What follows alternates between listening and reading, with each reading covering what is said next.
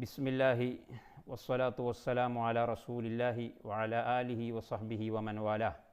സമാദരണീയരായ ശ്രോതാക്കളെ, ഇന്ന് ഈ സുന്നത്തും ബിദ്അത്തും എന്ന വിഷയത്തിൻ്റെ പരിധിയിൽ നമ്മൾ ഈ പരമ്പരയിൽ ഇന്ന് സംസാരിക്കാൻ ഉദ്ദേശിക്കുന്നത് നമ്മുടെ നാട്ടിലും പുറത്തും ഒക്കെ വളരെയധികം വ്യാപിച്ചിട്ടുള്ള ഒരു അനാചാരവുമായി ബന്ധപ്പെട്ടിട്ടാണ്. അഹ്ലുസുന്നത്തി വൽ ജമാഅത്തിൻ്റെ മറുഭാഗത്ത് ബിദ്അത്തിൻ്റെ ആചാരങ്ങൾ, അതുമായി ബന്ധപ്പെട്ടിട്ടുള്ള ഒരു വിഷയമാണ്. സാധാരണ നമ്മൾ അങ്ങനത്തെ വിഷയങ്ങളാണ് സംസാരിക്കാറുള്ളത്. ഇന്ന് അതിൽപ്പെട്ട ഒരു വിഷയം, അഥവാ ഖബർ ഒരു ചാണിൽ അധികം ഉയർത്തുക, കെട്ടിപ്പൊക്കുക, കല്ല് വെച്ചുകൊണ്ട് കെട്ടിപ്പൊക്കുക, അവിടെ കുമ്മായമടിക്കുക, പൈൻ്റടിക്കുക, നിർമ്മാണ പ്രവർത്തനങ്ങൾ നടത്തുക, അതിൻ്റെ മുകളിൽ കുബ്ബ കെട്ടുക, അതിൻ്റെ മുകളിൽ തുണി വിരിക്കുക, ജാറ മൂടുക എന്ന് പറയുന്ന പരിപാടി. ഇങ്ങനെയുള്ള മുസ്ലിം ലോകത്ത് നൂറ്റാണ്ടുകൾക്ക് മുന്നേ, ഞാൻ ഇന്നലെ എന്നോ അല്ലെങ്കിൽ നമ്മുടെ കേരളത്തിലെ കുറച്ച് ആളുകൾ എന്നോ ഒന്നും പറയുന്നില്ല, നൂറ്റാണ്ടുകൾക്ക് മുന്നേ നടമാടിക്കൊണ്ടിരിക്കുന്ന കൊടികുത്തി വാഴുന്ന ഒരു കടുത്ത ബിദ്അത്തിനെതിരിലാണ് ഇന്ന് നമ്മുടെ ഈ വിഷയം അവതരിപ്പിക്കുന്നത്. ഇത് കേൾക്കുമ്പോൾ, ഇത് പറയുകയാണെങ്കിൽ മണിക്കൂറുകൾ ഇരുന്ന് പറഞ്ഞാൽ നമുക്കിത് അവസാനിപ്പിക്കാൻ കഴിയില്ല. പക്ഷേ ഒരു മണിക്കൂറിൻ്റെ ഉള്ളിൽ ഇത് അവസാനിപ്പിക്കണമെന്നാണ് ഞാൻ ആഗ്രഹിക്കുന്നത്. ആരെയും ബുദ്ധിമുട്ടാക്കരുതല്ലോ.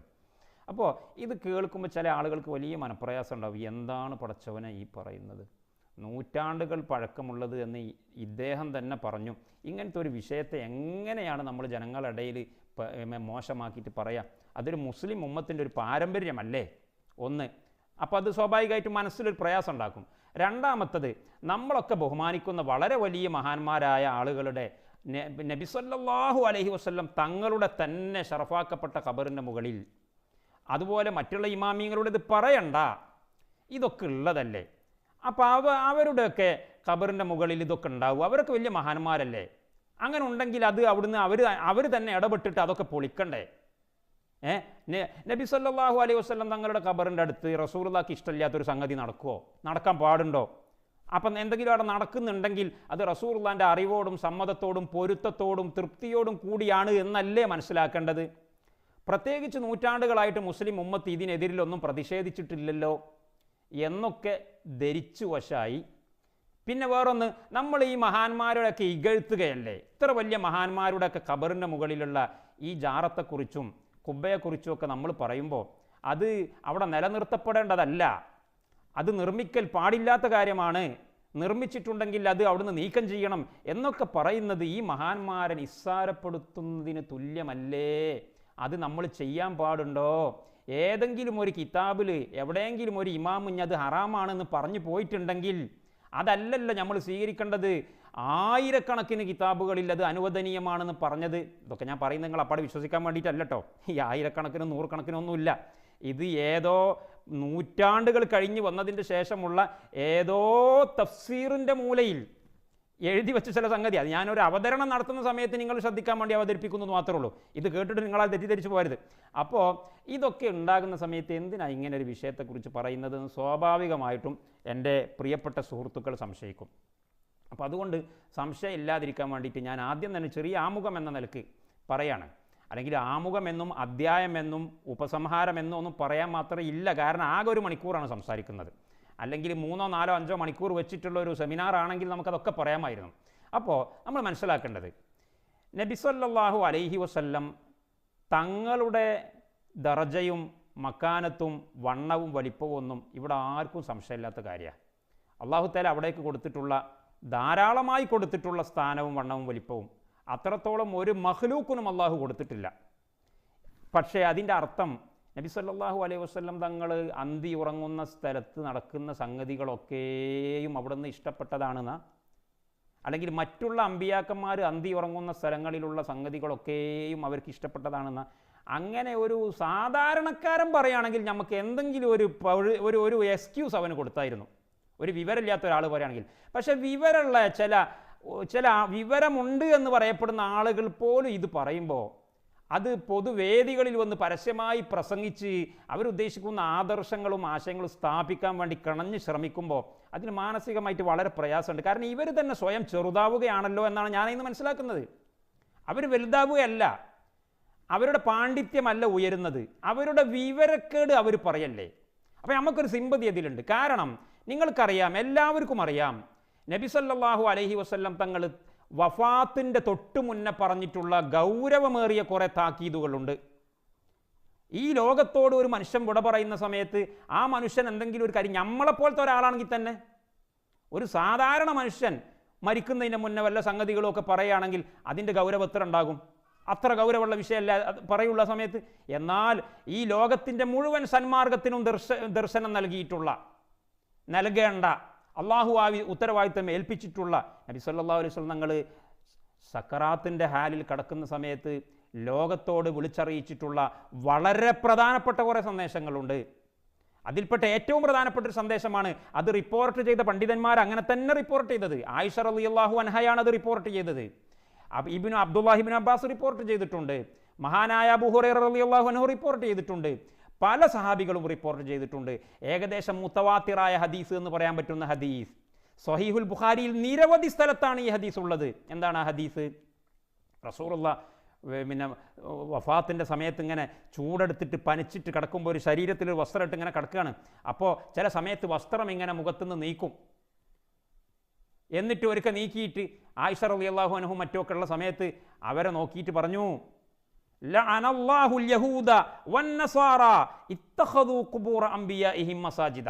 ഈ ഹദീസ് പല ശൈലിയിൽ ഉദ്ധരിക്കപ്പെട്ടിട്ടുണ്ട്. ഞാനിപ്പോൾ ഈ പറഞ്ഞ ശൈലിയിലുണ്ട്, വേറെയും പല പദങ്ങളിലൂടെ ഈ ഹദീസ് ഉദ്ധരിക്കപ്പെട്ടിട്ടുണ്ട്. അള്ളാഹു ജൂത നസ്രാനികളെ ശപിച്ചിരിക്കുന്നു. എന്താ കാരണം പറഞ്ഞത്? ഇത്തഖദു ഖുബൂറ അംബിയാഇഹിം മസാജിദ. കണ്ടോ, അവരുടെ അമ്പിയാക്കന്മാരുടെ ഖബറുകളെ ആരാധിച്ചു. മസാജിദ എന്ന് പറഞ്ഞാൽ പള്ളി ഉണ്ടാക്കി എന്ന് അർത്ഥം വെക്കണ്ട. കാരണം നബി സല്ലല്ലാഹു അലൈഹി വസല്ലം തങ്ങളെ മുമ്പുള്ള കാലക്കാർക്ക് പള്ളിയില്ല, അത് എല്ലാവർക്കും അറിയുന്ന കാര്യമാണ്. റസൂലുള്ളാഹിന്റെ മുന്നേ ഉള്ള ഉമ്മത്തിൻ്റെ ആരാധനാ കേന്ദ്രങ്ങൾക്ക് പള്ളി എന്ന് പറയലുണ്ടാരെങ്കിലും അതിന് കനീസ എന്നോ ബിയ എന്നൊക്കെയാണ് പറയുന്നത്. അപ്പം തന്നെ അവിടുന്ന് മനസ്സിലാക്കാം പള്ളിയല്ല ഉണ്ടാക്കിയത്. ആ അമ്പിയാക്കന്മാരെ അള്ളാഹു അനുവദിച്ചിട്ടല്ലാത്ത വിധത്തിൽ, അള്ളാഹു അനുവാദം നൽകിയിട്ടില്ലാത്ത ശൈലിയിൽ ആരാധിച്ചു, അഥവാ ബഹുമാനിച്ചു, അഥവാ ആരാധിച്ചു. അള്ളാഹു അനുവദിച്ച ശൈലിയുണ്ട് ബഹുമാനിക്കാൻ. ഒരു സൃഷ്ടിയെ എങ്ങനെ ബഹുമാനിക്കണമെന്ന് അള്ള പഠിപ്പിച്ച ശൈലിയിൽ ബഹുമാനിക്കണം. അതിൻ്റെ അപ്പുറത്ത് പോയി ബഹുമാനിച്ചാൽ അത് ശിർക്കോ ബിദ്അത്തോ കുഫറോ ഒക്കെ ആകും. അതുകൊണ്ട് റസൂലുള്ളാഹി പറയാണ്, ഈ അമ്പിയാക്കന്മാരെ ഒക്കെ അവർ ആരാധിച്ചു, അഥവാ അവരുടെ ഖബറിൻ്റെ അടുത്ത് പോയിട്ട് നിസ്കരിച്ചു, പ്രണമിച്ചു, സുജൂദ് ചെയ്തു, സാഷ്ടാംഗം ചെയ്തു, പ്രാർത്ഥിക്കാൻ പോയി. ഇങ്ങനെ പല വ്യാഖ്യാനങ്ങളും അതിലുണ്ട്. ഇത് ഞാനിപ്പോൾ എന്തിനാ പറഞ്ഞതെന്ന് ചോദിച്ചാൽ, അമ്പിയാക്കന്മാരല്ലേ എത്രേ വലിയ ദർജയിലുള്ളവരാണ് അവരെ ഖബറിൻ്റെ അടുത്ത് ഇങ്ങനെയൊക്കെ നടക്കുമോ? ഇല്ല. അപ്പം ഞാൻ അഥവാ നടന്നുകയാണെങ്കിൽ അതിന് എന്ത് മനസ്സിലാക്കുക? അതൊക്കെ ഒരു അനുവദനീയമായ സംഗതിയാണ്, അള്ളയും റസൂലും പൊരുത്തപ്പെട്ട സംഗതിയാണ് എന്ന് മനസ്സിലാക്കിക്കൂടെ എന്ന് സ്റ്റേജിന്മേ കയറിയിട്ട് പുളൂസ് അടിക്കുന്നത് എത്രമാത്രം വിവരക്കേടാണ്. ഇത് അള്ളാഹുവിന്റെ റസൂലല്ലേ പഠിപ്പിച്ചത്? ഒരു നബിയെ പറ്റിയല്ല പറഞ്ഞു, ഇത്തഖദു ഖുബൂറ അംബിയാഇഹിം, അവരുടെ നബിമാർ, ധാരാളം അമ്പിയാക്കന്മാർ. അതിൽ സാധാരണ മുർസലീങ്ങൾ ഉണ്ടാകാം, അമ്പിയാക്കന്മാരുണ്ടാകാം, സഹാബത്തിന്റെ ദർജയിൽ വരുന്ന അഥവാ ഹൂറുൽ ഹവാരിങ്ങൾ എന്ന് പറയും, അങ്ങനെയൊക്കെ ഉണ്ടാകാം. അവരുടെയൊക്കെ ഖബറുങ്ങൾ പോയിട്ട് ഇത്തഖദു ഖുബൂറ അംബിയാഇഹിം മസാജിദ. എന്നിട്ട് ഇതിൻ്റെ വ്യാഖ്യാനം വേണ്ട, നബി സല്ലല്ലാഹു അലൈഹി വസല്ലം തങ്ങൾ തന്നെ ഈ ഹദീസിൽ പറയുന്നുണ്ട്. വ്യാഖ്യാനം വേറെ ഉണ്ട്. റസൂലുള്ളാഹി തന്നെ പറയുന്നു ഈ ഹദീസിൽ. വേറൊരു റിപ്പോർട്ടിൽ, ഇമാം മുസ്ലിം റിപ്പോർട്ട് ചെയ്ത ഹദീസിൽ, അന ഉഹദ്ദിറുകും മിൻ ദാലിക. കണ്ടോ, ജൂതന്മാർ ചെയ്തു, ഓല കാലം കഴിഞ്ഞു, ഇന്റെ സമുദായത്തിൽ അങ്ങനെ വരില്ല എന്നല്ല പറയുന്നത്. പിന്നെ അന ഉഹദ്ദിറുകും മിൻ ദാലിക, നിങ്ങൾ അങ്ങനെ ചെയ്യാൻ പാടില്ല, നിങ്ങൾ അങ്ങനെ ചെയ്യുമെന്ന് എനിക്ക് ഭയമുണ്ട്. ഞാൻ ഇവിടെ വഫാത്താകാൻ വേണ്ടി കിടക്കുന്ന സമയത്ത് എൻ്റെ മരണശേഷം നിങ്ങൾ എൻ്റെ ഖബർ കൊണ്ട് കളിക്കുമെന്ന ഭയം എനിക്കുണ്ട്. ഇമാം നവവി പറഞ്ഞു, ഷറഹ് മുസ്ലിമിൻ്റെ 5-ാം വാള്യം 13-ാമത്തെ പേജ് എടുത്ത് നോക്കൂ. നബി സല്ലല്ലാഹു അലൈഹി വസല്ലം ഭയപ്പെട്ടു, അവിടുത്തെ സമുദായത്തിൽപ്പെട്ട ചില ആളുകൾ അവിടുത്തെ ഖബറിന് ആരാധന നടത്തുമെന്ന് ഭയപ്പെട്ടു. ആ ഭയത്തിൻ്റെ വെളിച്ചത്തിൽ പറഞ്ഞു. ഞാനിവിടെ പറയുന്ന ഓരോ ഇബാറത്തും അല്ലെങ്കിൽ ഓരോ വാക്കും കിതാബിൽ ഉത്തരവാദപ്പെട്ട ഇമാമിങ്ങൾ പറഞ്ഞത് മാത്രമേ ഉദ്ധരിക്കുള്ളൂ. അതല്ലാത്തതൊന്നും വെച്ചിട്ട് സ്വന്തം ഭാഗം ഒന്നും അടിച്ചിട്ടുമില്ല. 4 മദ്ഹബിൻ്റെ ഉള്ളിൽപ്പെട്ട പ്രഗത്ഭരായ ഇമാമുകൾ അത് തന്നെ ഇബ്നു തൈമിയ, ഇബ്നുൽ ഖയ്യിം തുടങ്ങിയിട്ടുള്ള ഹംബലി മദ്ഹബിൻ്റെ ഉള്ളിൽ നമ്മുടെ പൊതുവേ ഉള്ള ആളുകൾക്ക് ഇഷ്ടപ്പെടാത്ത ചില പണ്ഡിതന്മാരുണ്ടല്ലോ, അവരുടേതൊന്നും ഞാൻ ഉദ്ധരിക്കുന്നില്ല, എനിക്കതിൻ്റെ ആവശ്യവുമില്ല. അതല്ലാത്ത അവരുടെ ശക്തരായ എതിരാളികളായിട്ട് നമ്മളുടെ ഇടയിൽ അറിയപ്പെട്ടിട്ടുള്ള ഇബ്നു ഹജരിനിൽ ഹൈത്തമി റഹിമഹുല്ലയെ പോലെയുള്ള പണ്ഡിതന്മാരെ മാത്രം ഉദ്ധരിച്ചുകൊണ്ട് ഈ വിഷയം മണിക്കൂറുകൾ വെച്ച് സമർത്ഥിക്കാനും സംസാരിക്കാനും കഴിയും. എന്നിട്ട് അപ്പോൾ നബി സല്ലല്ലാഹു അലൈഹി വസല്ലം തങ്ങളുടെ ഖബറിൻ്റെ അടുത്ത് അങ്ങനൊന്നും സംഭവിക്കൂല, സംഭവിക്കുകയാണെങ്കിൽ അത് മനസ്സിലാക്കണം, അത് അനുവദനീയമാണ്, അത് പുണ്യമുള്ള സംഗതിയാണ്. അങ്ങനെ ഒരു സിദ്ധാന്തം ഇല്ല കേട്ടോ. ഇനി പണ്ഡിതന്മാർ ഇതിൻ്റെ ഹദീസ് വിശദീകരിച്ചത് വേറെ ഉണ്ട്, അത് ഞാനിപ്പോൾ കാട് കയറി പോകുമെന്ന് കരുതുന്നത് കൊണ്ട് ഞാൻ അങ്ങോട്ടേക്ക് വരുന്നില്ല. പിന്നെ റസൂലുള്ളാഹി സ്വല്ലല്ലാഹു അലൈഹി വസല്ലം തങ്ങളുടെ ഖബർ ഷരീഫിനെ കുറിച്ച് ഹദീസിൽ വന്നിട്ടുണ്ടോ? വന്നിട്ടുണ്ട്. അവിടുത്തെ അബൂബക്കർ സിദ്ദീഖ് റളിയല്ലാഹു അൻഹുവിൻ്റെ പേരമകൻ ഖാസിം ഇബ്നു മുഹമ്മദ് ഇബ്നു അബീ ബക്കർ, താബിഈങ്ങളുടെ കൂട്ടത്തിൽപ്പെട്ട പ്രമുഖൻ, സയ്യിദുന മുആവിയ റളിയല്ലാഹു അൻഹു ഭരണം നടത്തുന്ന കാലം, അഥവാ ഏകദേശം ഹിജ്റ 40 വർഷമൊക്കെ കഴിഞ്ഞു, സഹാബത്തിൻ്റെ കാലഘട്ടം ഏകദേശം അവസാനിക്കാനായ കാലത്ത് ആയിഷ റളിയല്ലാഹു അൻഹു പ്രായം ചെന്ന് വാർദ്ധക്യത്തിലിരിക്കുന്ന സമയം, ആയിഷ റളിയല്ലാഹു അൻഹയുടെ ആങ്ങളയുടെ മകനാണിത്. അത് ആയിഷ ബീബിയും അബൂബക്കർ സിദ്ദീഖിൻ്റെ മകളാണല്ലോ, റസൂലുള്ളാഹിൻ്റെ ഭാര്യ. ആയിഷ ബീവിയുടെ സഹോദരനായ മുഹമ്മദ് എന്ന സഹാബിയുടെ മകൻ ഖാസിം എന്ന താബിഈ പണ്ഡിതൻ അമ്മായിയായ ആയിഷ റളിയല്ലാഹു അൻഹയുടെ അടുത്ത് വന്ന് പറഞ്ഞു, അമ്മായിക്കാക്കയാണല്ലോ, അദ്ദേഹത്തിൻ്റെ അമ്മായിക്കാക്കയാണല്ലോ അള്ളാഹിൻ്റെ റസൂൽ. എന്നിട്ട് പറയാണ്, യാ ഉമ്മ ഇക്ഷിഫീലി അൻ ഖബരി റസൂലില്ലാ, എൻ്റെ അമ്മായി, എൻ്റെ ഉമ്മ എന്നാണ് വിളിക്കുന്നത്, എൻ്റെ ഉമ്മ എനിക്ക് റസൂലുള്ളാഹിൻ്റെ ഖബർ ഒന്ന് കാട്ടിത്തരണം. ഇതിനെന്താ മനസ്സിലാകുന്നത്? ഇത് ഇമാം ബുഖാരി ഉൾപ്പെടെയുള്ള പണ്ഡിതന്മാർ റിപ്പോർട്ട് ചെയ്ത ഹദീസ്. ഇതിന് എന്താ നമുക്ക് മനസ്സിലാകുന്നത്? നബി സല്ലല്ലാഹു അലൈഹി വസല്ലം തങ്ങളുടെ ഖബർ ഇങ്ങനെ സഹാബികളും താബിഈങ്ങളും ഒക്കെ ഇങ്ങനെ വന്ന് കാണുക എന്നത് അവർക്ക് സംഭവ്യമായിരുന്നില്ല അന്ന്. അങ്ങനെ പരിപാടി ഇല്ലായിരുന്നു. ശരിയാണ്, ആയിഷ റളിയല്ലാഹു അൻഹയുടെ വീടായതുകൊണ്ട് ആയിഷ റളിയല്ലാഹു അൻഹ എപ്പോഴും കാണും. വളരെ അടുത്ത അവകാശികളായ അഖ്റബുൽ അഖാരിബികൾ കാണും. അതേസമയത്ത് മറ്റുള്ള സഹാബാക്കൾ, അവിടെ സിയാറത്തിന് വരുന്ന ആളുകൾ, പള്ളിയിൽ നിസ്കരിക്കാൻ വരുന്ന ആളുകൾ, അവരൊക്കെ നബി സല്ലല്ലാഹു അലൈഹി വസല്ലം ഖബർ ഇങ്ങനെ എല്ലാ സമയത്തും വരിക, എന്നിട്ട് ടൈമർ ഇങ്ങനെ തൊട്ടുമുത്തുക, അവിടെ ഇങ്ങനെ വണങ്ങുക, അങ്ങനെ പരിപാടിയേ ഇല്ലായിരുന്നു. എന്നല്ല, ഖബർ കാണുക പോലും ചെയ്തിട്ടില്ല. അതല്ലേ ഈ ഹദീസിൽ നിന്ന് മനസ്സിലാകുന്നത്. ഇക്ഷിഫീൽ, ഇത് ആരാ പറയുന്നത്? റസൂലുള്ളാഹി തങ്ങളുടെ ഭാര്യയുടെ, അഥവാ ആയിഷ റളിയല്ലാഹു അൻഹയുടെ ആങ്ങളയുടെ മോനാ ഇത് പറയുന്നത്. അപ്പോൾ എത്ര അടുത്ത കുടുംബക്കാരനാണ്. ഇക്ഷിഫീലി അൻ ഖബരി റസൂലില്ലാ, റസൂലുള്ളാഹിന്റെ ഖബർ എനിക്കൊന്ന് കാണിച്ചു തരൂ അമ്മായി, ഉമ്മ എന്ന് പറഞ്ഞപ്പോൾ ആയിഷ റളിയല്ലാഹു അൻഹു കാണിച്ചു കൊടുത്തു.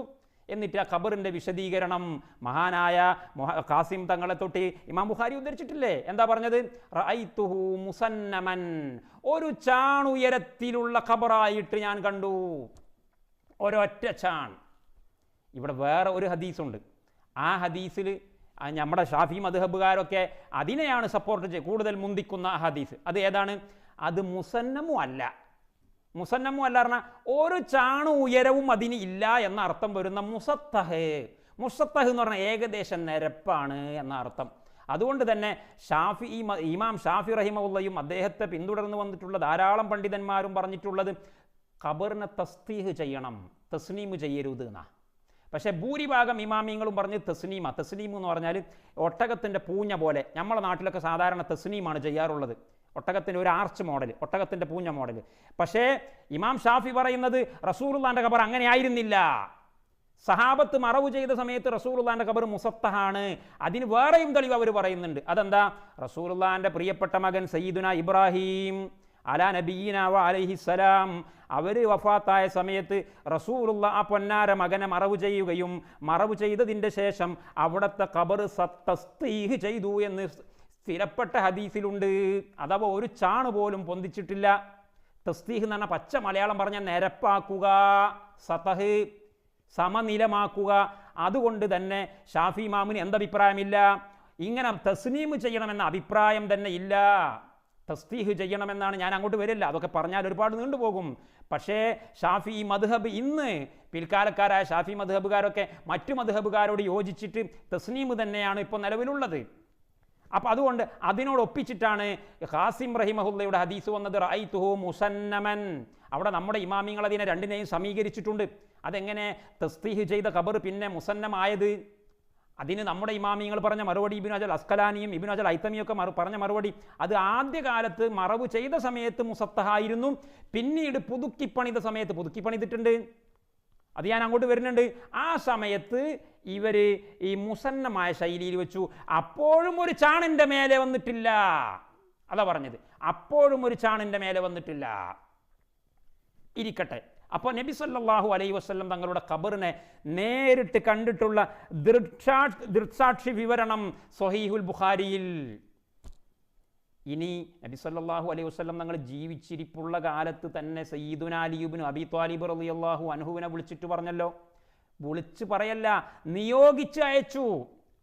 ബാസനി ബിഹി റസൂലുള്ളാഹ്, അങ്ങനെ പ്രയോഗം വന്നത്. ബാസ എന്ന് പറഞ്ഞാൽ നിയോഗിച്ച് അയക്കുക. ഇതൊരു ദൗത്യം പോലെ ചെയ്യാനുള്ളതാ, വിളിച്ച് വെറുതെ അങ്ങനെ പറഞ്ഞതല്ല. അതുകൊണ്ട് തന്നെ ഈ ഹദീസിൻ്റെ വ്യാഖ്യാനത്തിൽ പണ്ഡിതന്മാർ പറഞ്ഞു, ആ കിതാബുകൾ എല്ലാം കയ്യിൽ വെച്ചുകൊണ്ടാണ് ഞാൻ സംസാരിക്കുന്നത്. എന്തുകൊണ്ടാണ് ബാസനി, എന്നെ റസൂലുള്ളാഹ് നിയോഗിച്ചു എന്ന് പറഞ്ഞത്? ഇത് വലിയ ഒരു ഉത്തരവാദിത്തമാണ്. ഒരു ഉത്തരവാദിത്തമാകുമ്പോഴല്ലേ നിയോഗിക്കുക എന്ന് പറയാം. അല്ലാഹു തആല അവൻ്റെ പ്രവാചകനെ നിയോഗിച്ചു എന്ന് പറയും പോലെ ഒരധികാരം കൊടുത്തു, ഒരു പവർ കൊടുത്തു, നീ ഇത് ചെയ്യണം എന്ന് പറഞ്ഞ് കൽപ്പിച്ചു. അതാണ് അലിയാരെ വിളിച്ചിട്ട് പറയുന്നത്, ഒരു ഖബറും വലാ ഖബറൻ മുശ്രിഫൻ ഇല്ലാ സവ്വൈതാ. നിങ്ങൾ വലാ ഖബറൻ മുശ്രിഫൻ, ഉയർന്നു നിൽക്കുന്ന ഒരു ഖബറിനെയും നീ ഉപേക്ഷിക്കരുത്, ഇല്ലാ സവ്വൈതഹു, അതിനെ തട്ടി നിരപ്പാക്കിയിട്ടല്ലാതെ. ഇവിടെ ചില ആളുകൾ പരിഹസിക്കും, തട്ടി നിരപ്പാക്കേ. അപ്പം അത് മുസ്ലിമീങ്ങളെ ഖബറല്ലെന്ന് ഉറപ്പല്ലേ? എങ്ങനെയൊക്കെയാണ് ഇമാമിങ്ങൾ പറഞ്ഞൊന്നും വേണ്ട, നമ്മളെ ബുദ്ധിയിൽ ഉദിക്കുന്ന ആശയം. തട്ടി നിരപ്പാക്കൽ, മുസ്ലിമീങ്ങളെ ഖബർ തട്ടി നിരപ്പാക്കാൻ പറ്റുമോ? ഇല്ല. അപ്പം പിന്നെ ഇത് കാഫിരീങ്ങളെ ഖബറിനെ പറ്റിയാണ് പറയുന്നത്. എൻ്റെ പ്രിയപ്പെട്ട സഹോദരന്മാരെ, ഇത് നബി സല്ലല്ലാഹു അലൈഹി വസല്ലം തങ്ങളുടെ കാലഘട്ടത്തിലെ സംഭവമാണ് പറയുന്നത്, ജാഹിലിയ കാലത്തെ സംഭവം അല്ല പറയുന്നത്. അലിയാരോടാ പറയുന്നത്. ഇനി ഞാൻ വേറൊരു സംഭവം കൂടി പറഞ്ഞുതരാം. റസൂലുള്ളാഹി വഫാത്തായതിൻ്റെ ശേഷം വരെയും ഈ സംഭവം സയ്യിദുനാ അലി റളിയല്ലാഹു അൻഹു തൻ്റെ ഒരു ശിഷ്യനെ വിളിച്ചു പറഞ്ഞു. അബുൽ ഹയ്യാജുൽ അസദി എന്ന് പറയുന്ന തൻ്റെ ശിഷ്യനെ വിളിച്ചുകൊണ്ട് അലിയാർ തങ്ങൾ ഇതേ ഓർഡർ കൊടുത്തു. എന്നോട് റസൂലുള്ളാഹി കൽപ്പിച്ച, എന്നെ ഏൽപ്പിച്ച ഒരു ഉത്തരവാദിത്വം നിന്നെ ഞാൻ ഏൽപ്പിക്കുന്നു. കണ്ടോ? അപ്പം അവിടെ ആരാ ഖബറുള്ളത്? ഏത് അബൂജഹലിൻ്റെ ഖബറാ ഉള്ളത്? താബിഈങ്ങളുടെ കാലത്ത്. അപ്പം അലിയാർ റളിയല്ലാഹു അൻഹു താബിഈങ്ങളുടെ കാലത്ത് അബുൽ ഹയ്യാജ് എന്ന് പറയുന്ന താബിഈയെ വിളിച്ചു പറയുന്നു, എന്നെ റസൂലുള്ളാഹി നിയോഗിച്ച ഒരു ഡ്യൂട്ടി ഉണ്ട്. അതെന്താ? വലാ ഖബറൻ മുശ്രിഫൻ ഇല്ലാ സവ്വൈതാ. ഒരു ചാണിൽ ഉയരത്തിൽ എവിടെയെങ്കിലും ഖബർ നീ കണ്ടിട്ടുണ്ടെങ്കിൽ തട്ടി നിരപ്പാക്കണം. വലാ ഖബറൻ മുശ്രിഫൻ. മുതാലിമീങ്ങൾക്ക് അറിയാം, സിയാഖിൽ നഫീൽ നക്കിറ സംഭവിച്ചാൽ അവിടെ വ്യാപകാർത്ഥം വരും. ഒരൊറ്റ ഖബറും നീ ഒഴിവാക്കാൻ പാടില്ല. ഇതുകൊണ്ട് തന്നെ പണ്ഡിതന്മാർ ഈ ഹദീസ് പിടിച്ചിട്ട് ഇമാം നവവി റഹിമഹുല്ല ശറഹ് മുസ്ലിമിൽ 5-ാം വാള്യം 13-ാമത്തെ പേജിൽ തെളിവ് പറഞ്ഞു. ഈ ഹദീസിൽ നിന്ന് മനസ്സിലാകുന്നത് കണ്ടോ. അപ്പം ഇത് കാഫിരീങ്ങളെ ഖബറാന്നൊന്നും പറഞ്ഞിട്ട് തൽക്കാലങ്ങൾക്ക് എവിടുന്നെങ്കിലും രക്ഷപ്പെടാം, പക്ഷേ ഓതിപ്പടിച്ച മുത്താലിമീങ്ങളുടെ മുമ്പിൽ രക്ഷപ്പെടാൻ കഴിയില്ല. ഈ ഹദീസ് പിടിച്ചിട്ട് ഇമാം നവവി പറഞ്ഞു, ഈ ഹദീസിൽ നിന്ന് മനസ്സിലാക്കാം, ഖബർ ഒരു ചാണിൻ്റെ മുകളിൽ ഉയർത്താൻ പാടില്ല. മുല്ലാ അലിയുൽ ഖാരി റഹിമഹുല്ല മിർഖാത്തിൽ പറഞ്ഞു, എന്തിനാണ് തട്ടി നിരപ്പാക്കണം എന്ന് പറഞ്ഞത്? സംഗതി സംശയം തന്നെയാണല്ലോ. തട്ടി നിരപ്പാക്കാൻ പറ്റുമോ? ഒരു മുസ്ലിമിൻ്റെ ഖബർ ഒരു ചാണ് ഉയർത്തണം എന്ന് തന്നെയല്ലേ സുന്നത്ത്? നബി സല്ലല്ലാഹു അലൈഹി വസല്ലം തങ്ങൾ സുന്നത്ത് ചെയ്തിട്ടുണ്ട്, ഞാനത് പറഞ്ഞു തരാം. അപ്പോൾ ഒരു ചാണ് ഉയർത്തണം എന്ന് പഠിപ്പിച്ച നബി സല്ലല്ലാഹു അലൈഹി വസല്ലം തങ്ങൾ പിന്നെ എങ്ങനെയാണ് തട്ടി നിരപ്പാക്കാൻ പറയുക? മുസ്ലിമിലെ ഹദീസുമാണ്. മുസ്ലിമിലെ ഹദീസ് നിഷേധിക്കാൻ ആർക്കാണ് ഇവിടെ തൊലിക്കട്ടിയുള്ളത്? അതിൻ്റെ മറുപടി മഹാനായ മുല്ലാ അലിയുൽ ഖാരി റഹിമഹുല്ല പറഞ്ഞു, മക്കളെ തട്ടി നിരപ്പാക്കണം എന്ന് പറഞ്ഞാൽ അതിൻ്റെ അർത്ഥം ഒരു നിലക്കും അത് ഉയരാൻ പാടില്ല എന്നർത്ഥമാണ്. അഥവാ പൊന്തി നിൽക്കാൻ ഒരിക്കലും പാടില്ല എന്നതിൻ്റെ മേൽ ലിൽ മുബാലഗത്തി ഫി സജ്രി അൻ റഫ്ഇൽ ഖബർ. അതാ പറഞ്ഞതിൻ്റെ അർത്ഥം. അല്ല നിരപ്പാക്കിയിട്ട് ഈക്വലൈസ് ചെയ്യുക എന്നല്ല. അങ്ങനെ ഉണ്ടല്ലോ നമ്മൾ ചിലപ്പോൾ അടിച്ചാണ്ട് പൊളിച്ചാളറിയില്ലേ? അടിച്ചാണ്ട് പൊളിച്ചാളെന്ന് പറഞ്ഞാൽ അത് മുഴുവൻ അടിച്ചു പൊളിച്ചാന്നല്ല, അനാവശ്യമായത് പൊളിച്ച് ഒഴിവാക്കുക. അപ്പോൾ ഗൗരവപ്പെടുത്തി പറയാൻ വേണ്ടിയിട്ടാണ് ഇല്ല സവ്വൈതഹു എന്ന പദം പ്രയോഗിച്ചത് എന്ന് മുല്ലാ അലിയുൽ ഖാരി റഹിമഹുല്ല മീർഖാത്തിൽ രേഖപ്പെടുത്തുന്നു. ഇനി നബി സല്ലല്ലാഹു അലൈഹി വസല്ലം തങ്ങൾ ആദ്യമായിട്ട് മദീനയിൽ ഹിജ്റ പോയതിൻ്റെ ശേഷം അവിടെ മരണപ്പെടുന്നത് സയ്യിദുന ഉസ്മാൻ ഇബ്നു മൽഊൻ റളിയല്ലാഹു അൻഹു ആണ്. മഹാനവറുകളുടെ ഖബറടക്കുന്ന ചടങ്ങിൽ നേരിട്ട് പങ്കെടുത്തയാളാണ് നബി സല്ലല്ലാഹു അലൈഹി വസല്ലം. അവിടുന്ന് ഖബറിൻ്റെ തലഭാഗത്ത് ഒരു കല്ല് കൊണ്ടുപോയി വെച്ചു. സഹാബത്തിനോട് കല്ലെടുക്കാൻ പറഞ്ഞു. സഹാബത്ത് എടുത്തിട്ട് പൊന്തുന്നില്ല, വലിയ കല്ലാണ്, അത്യാവശ്യം കനണ്ടാവും, ഒരു 10-40 കിലോനൊക്കെ കലുണ്ടാവുന്ന കല്ലായിരിക്കും. അപ്പോൾ സഹാബത്ത് എടുത്തിട്ട് പൊന്താതെ വന്നപ്പോൾ നബി സല്ലല്ലാഹു അലൈഹി വസല്ലം തങ്ങൾ തൻ്റെ കുപ്പായത്തിൻ്റെ കൈ മുകളിലേക്ക് വലിച്ചു കയറ്റി വെച്ചിട്ട് കല്ല് എടുത്തു കൊണ്ടുപോയി വെച്ച സംഭവം സ്വഹീഹുൽ ബുഖാരി ഉൾപ്പെടെയുള്ള കിതാബുകളിലില്ലേ? എന്നിട്ട് റസൂലുള്ളാഹി എന്ന് പറഞ്ഞു, ഞാൻ ഇങ്ങനെ ചെയ്യുന്നത് എന്തിനാണെന്നറിയുമോ? എൻ്റെ സഹോദരൻ്റെ ഖബറിൻ്റെ അടയാളം വെച്ചതാകുന്നു. എൻ്റെ സഹോദരൻ്റെ ഖബറാണ് ഇത്. കാരണം മുഹാജിരിങ്ങളിൽപ്പെട്ട ആളാണ്, ഖുറൈശിയാണ് എന്ന് പറയപ്പെടുന്നുണ്ട്. അല്ലെങ്കിൽ വ്യാപകാർത്ഥത്തിനുള്ള സഹോദരൻ എന്നും അർത്ഥം വെക്കാം. ഏതായിരുന്നാലും ഒരു മുഅ്മിനായ മനുഷ്യൻ്റെ ഖബർ തിരിച്ച് അറിയാൻ വേണ്ടിയിട്ടുള്ള അടയാളം വെച്ചതാകുന്നു ഞാൻ. മാത്രമല്ല, ഇനി ഇദ്ദേഹത്തിൻ്റെ കുടുംബത്തിൽ നിന്ന് വേറെ ആരെങ്കിലും മരിച്ചു കഴിഞ്ഞാൽ അവരെയും കൂടി ഈ ഖബറിൻ്റെ അടുത്ത് മറവ് ചെയ്യാൻ വേണ്ടിയിട്ടും കൂടിയാണ്. അതും റസൂലുള്ളാഹി പഠിപ്പിച്ചു. അത് നമ്മളെ ഇമാമിങ്ങളൊക്കെ പറഞ്ഞു, കുടുംബക്കാരെ എല്ലാവരെയും അടുത്തടുത്ത് മറവ് ചെയ്യൽ സുന്നത്താണ്. നമ്മളെ നാട്ടിൽ ഇപ്പോൾ ഇതിനുള്ള സൗകര്യമില്ല. അങ്ങനെ ഉണ്ടാവുകയാണെങ്കിൽ വാപ്പ, ഉമ്മ, മകന്, ഭാര്യ, ഭർത്താവ്, പേരക്കുട്ടികൾ ഇവരെല്ലാം കൂടി ഒരു കോർണറിലായാൽ സിയാറത്ത് ചെയ്യുന്നവർക്ക് സുഖമാണ്. തിരിച്ച് അറിയാൻ വേണ്ടിയിട്ട് തലയുടെ ഭാഗത്ത് ഒരു കല്ല് വെച്ചു, തലഭാഗത്ത് മാത്രം ഒരു കല്ല് വെച്ചു. അതുകൊണ്ട് അത് സുന്നത്താണ്, അതിൻ്റെ അപ്പുറത്തേക്ക് പോയിട്ടില്ല. അപ്പോൾ ഇവിടെ ചില മുത്താലിമീങ്ങൾക്ക് ഒരു സംശയം, ഉസ്മാൻ ഇബ്നു മൽഊനിൻ്റെ ഖബർ എടുത്തു ചാടിയിരുന്നു. ഇന്ന അശദ്ദന വസുബത്തൻ, ഇത് ഹാരിസത്തുബ്നു ഖാരിജത്തുബ്നു സയ്യിദ് റളിയല്ലാഹു അൻഹുവിനെ തൊട്ട് ഉദ്ധരിക്കപ്പെടുന്ന ഒരു മുഅല്ലഖായ ഹദീസ് ബുഖാരിയിലുണ്ടെന്ന് പറയുമ്പോൾ ശ്രദ്ധിക്കണം. ഇമാം ബുഖാരി റിപ്പോർട്ട് ചെയ്തെന്ന് പറയുമ്പോൾ സ്വഹീഹുൽ ബുഖാരിയിലെ സ്വഹീഹായ ഹദീസാന്ന് ആരും വിചാരിച്ച് തെറ്റിദ്ധരിക്കേണ്ട. ബുഖാരിൻ്റെ ചട്ടയുടെ ഉള്ളിൽ മുഅല്ലഖായ ഹദീസുകളുണ്ട്. മുഅല്ലഖായ ഹദീസുകൾ ധാരാളം ലഈഫാകുന്നു എന്ന് ഇബ്നു ഹജറിൽ അസ്ഖലാനി ഉൾപ്പെടെയുള്ള പണ്ഡിതന്മാർ പറഞ്ഞിട്ടുണ്ട്. അപ്പോൾ ഇത് മുഅല്ലഖാണ്, ഈ ഹദീസ് ലഈഫാകുന്നു, ഇതിൻ്റെ പരമ്പരയിൽ മജ്ഹൂലായ റാവിയുണ്ട്. തിരിഞ്ഞില്ലേ? അപ്പോൾ ഞാൻ വിശദീകരിക്കുന്നില്ല. അപ്പോൾ അതോടുകൂടി അതിൻ്റെത് കഴിഞ്ഞു. ഇനി നമ്മൾ പറയാ അത് ലഈഫ് അല്ല എന്ന് വെക്കുക. എന്നാൽ അവിടുന്ന് എന്താ കിട്ടുക? ഉസ്മാൻ ഇബ്നു മൽഊൻ തങ്ങളുടെ ഖബറിന് എടുത്തു ചാടേ? എങ്ങനെ എടുത്തു ചാടുക? ഒരു മോമിനായ മനുഷ്യൻ്റെ ഖബറിൻ്റെ മേലെ എടുത്തു ചാടാൻ പറ്റുമോ? എടുത്തു ചാടാൻ പറ്റൂല. ഖബറിന് ചവിട്ടാൻ പറ്റൂല. ഖബറിനോട് അനാദരവ് കാണിക്കാൻ പറ്റൂല. അപ്പം തന്നെ മനസ്സിലായി ആ ഹദീസിന് എന്തോ ഒരു ഇല്ലത്ത് ഉണ്ട്. കണ്ടോ? അപ്പോൾ ഒന്നുകിൽ ഈ ഹദീസ് ലഈഫാകുന്നു, അല്ലെങ്കിൽ ആ ഹദീസ് മാലൂലാകുന്നു. അതായത് ഹദീസിൻ്റെ അർത്ഥത്തിന് എന്തെങ്കിലും ശരീഅത്ത് നിയമങ്ങളോട് വിരുദ്ധമായ വല്ലതും ഈ ഹദീസിൻ്റെ താല്പര്യത്തിലുണ്ടെങ്കിൽ അത് ഹദീസിൽ ഇല്ലത്ത് ഉണ്ട് എന്നതിൻ്റെ തെളിവാണെന്നുള്ളത് ഇൽമുൽ ഹദീസ് പഠിച്ചവർക്ക് മനസ്സിലാകും. അപ്പോൾ ആ ഹദീസ് തെളിവിന് പറ്റില്ല. അത് ഒന്നുകിൽ അത് ലഈഫാണ്, അത് തന്നെയാണ് പ്രബലമായ അഭിപ്രായം. ഇനി സ്വഹീഹാണ് എന്ന് വെച്ചാലും അത് തെളിവിന് പറ്റൂല. കാരണം സ്വഹീഹായ ഹദീസിൽ വല്ല ഇല്ലത്തും കുടുങ്ങിയാൽ അത് ഹുജ്ജിയത്തിന് പറ്റില്ല, മാലൂലായ ഹദീസ. അപ്പോൾ ആ വിഷയം അവിടെ കഴിഞ്ഞു, ഞാനതിലേക്ക് വരില്ല. അപ്പോൾ റസൂലുള്ളാഹി തങ്ങൾ ഇത് അടയാളപ്പെടുത്താൻ പറഞ്ഞിന്, ഒരു ചാണ് പൊന്തിക്കാൻ പറഞ്ഞിന്. അപ്പോൾ പിന്നെ ഒരു ചാണിൻ്റെ മുകളിൽ പൊന്തിയതിനെ കുറിച്ചാണ് വലാ ഖബറൻ മുശ്രിഫൻ ഇല്ലാ സവ്വൈതഹു എന്ന് പറയുക എന്ന് പറഞ്ഞിട്ടുള്ളത് എന്ന് പണ്ഡിതന്മാർ വിശദീകരിച്ചിട്ടുണ്ട്. അപ്പോൾ നബി സല്ലല്ലാഹു അലൈഹി വസല്ലം തങ്ങളുടെ ഷറഫാക്കപ്പെട്ട ഖബർ അത് ഇബ്നു തൈമിയ്യ ഉൾപ്പെടെയുള്ളവർ പറഞ്ഞു. ഇബ്നു തൈമിയ്യ ഇഖ്തിലാഉ സിറാത്തുൽ മുസ്തഖീം എന്ന കിതാബിൽ പറഞ്ഞു, ഹാദൽ ഖബറു ഇന്ന ഹാദൽ ഖബറ, നബി സല്ലല്ലാഹു അലൈഹി വസല്ലം തങ്ങളുടെ ഈ ഖബർ ഉണ്ടല്ലോ, അത്ഹറു ഖബറിൻ അലാ വജ്ഹിൽ അർളി. അത്ഹറു എന്നാണോ അഷ്റഫു എന്നാണോ എനിക്ക് സംശയമുണ്ട്, ഞാൻ നോക്കിയിട്ടല്ല ഇപ്പോൾ പറയുന്നത്. ഭൂമുഖത്തുള്ള ഏറ്റവും പോരിശയാക്കപ്പെട്ട ഖബറാണ് അഷ്റഫുൽ ഖൽഖായ നബി സല്ലല്ലാഹു അലൈഹി വസല്ലം തങ്ങളുടെ ഖബർ എന്ന് ഷെയ്ഖ് ഇബ്നു തൈമിയ്യ തന്നെ രേഖപ്പെടുത്തിയിട്ടുണ്ട് ഇഖ്തിലാഉ സിറാത്തുൽ മുസ്തഖീമിൽ. അങ്ങനത്തെ ഖബർ, ഈ ഖബറിനെ കാട്ടി മുന്തിയ ഖബറില്ലല്ലോ. അങ്ങനത്തെ ഈ ഖബർ പോലും സഹാബത്ത് ഒരു ചാണിൻ്റെ അപ്പുറത്തേക്ക് ഉയർത്തിയിട്ടില്ല. ഇനിയിപ്പോൾ മഹാന്മാരെ ഖബറാണെങ്കിൽ പൊന്തിച്ചാന്നുള്ളൊരു വകുപ്പുണ്ട്. ഞാൻ ഇൻഷാ അല്ലാഹ് അവിടേക്കൊക്കെ വരുന്നുണ്ട്. അതെല്ലാം പാറ ചേറാക്കിയിട്ട് പറയും. മഹാന്മാരെ ഖബറാണെങ്കിൽ പൊന്തിക്കാൻ. ഞാൻ ചോദിക്കട്ടെ സഹോദരന്മാരെ, അഷ്റഫായ അഷ്റഫുൽ ഖൽഖായ നബി സല്ലല്ലാഹു അലൈഹി വസല്ലം തങ്ങളെക്കാളും വലിയ മഹാൻ ആരാ അവിടെ ഉള്ളത്? നിങ്ങളെ ലിസ്റ്റിൽ അങ്ങനെ വല്ല മഹാന്മാരും ഉണ്ടോ? ഒന്ന് കേൾക്കട്ടെ, ഉണ്ടെങ്കിൽ ഒന്ന് ഇങ്ങോട്ട് പറയും. അവിടത്തോട് തൊട്ട് ചേർന്നിട്ട് സയ്യിദുന അബൂബക്കറിൻ, തൊട്ടു ചേർന്നിട്ട് സയ്യിദുന ഉമർ, ഇവരെക്കാട്ടി മഹാന്മാർ ആരാ ഇവിടെ ലോകത്തുള്ളത്?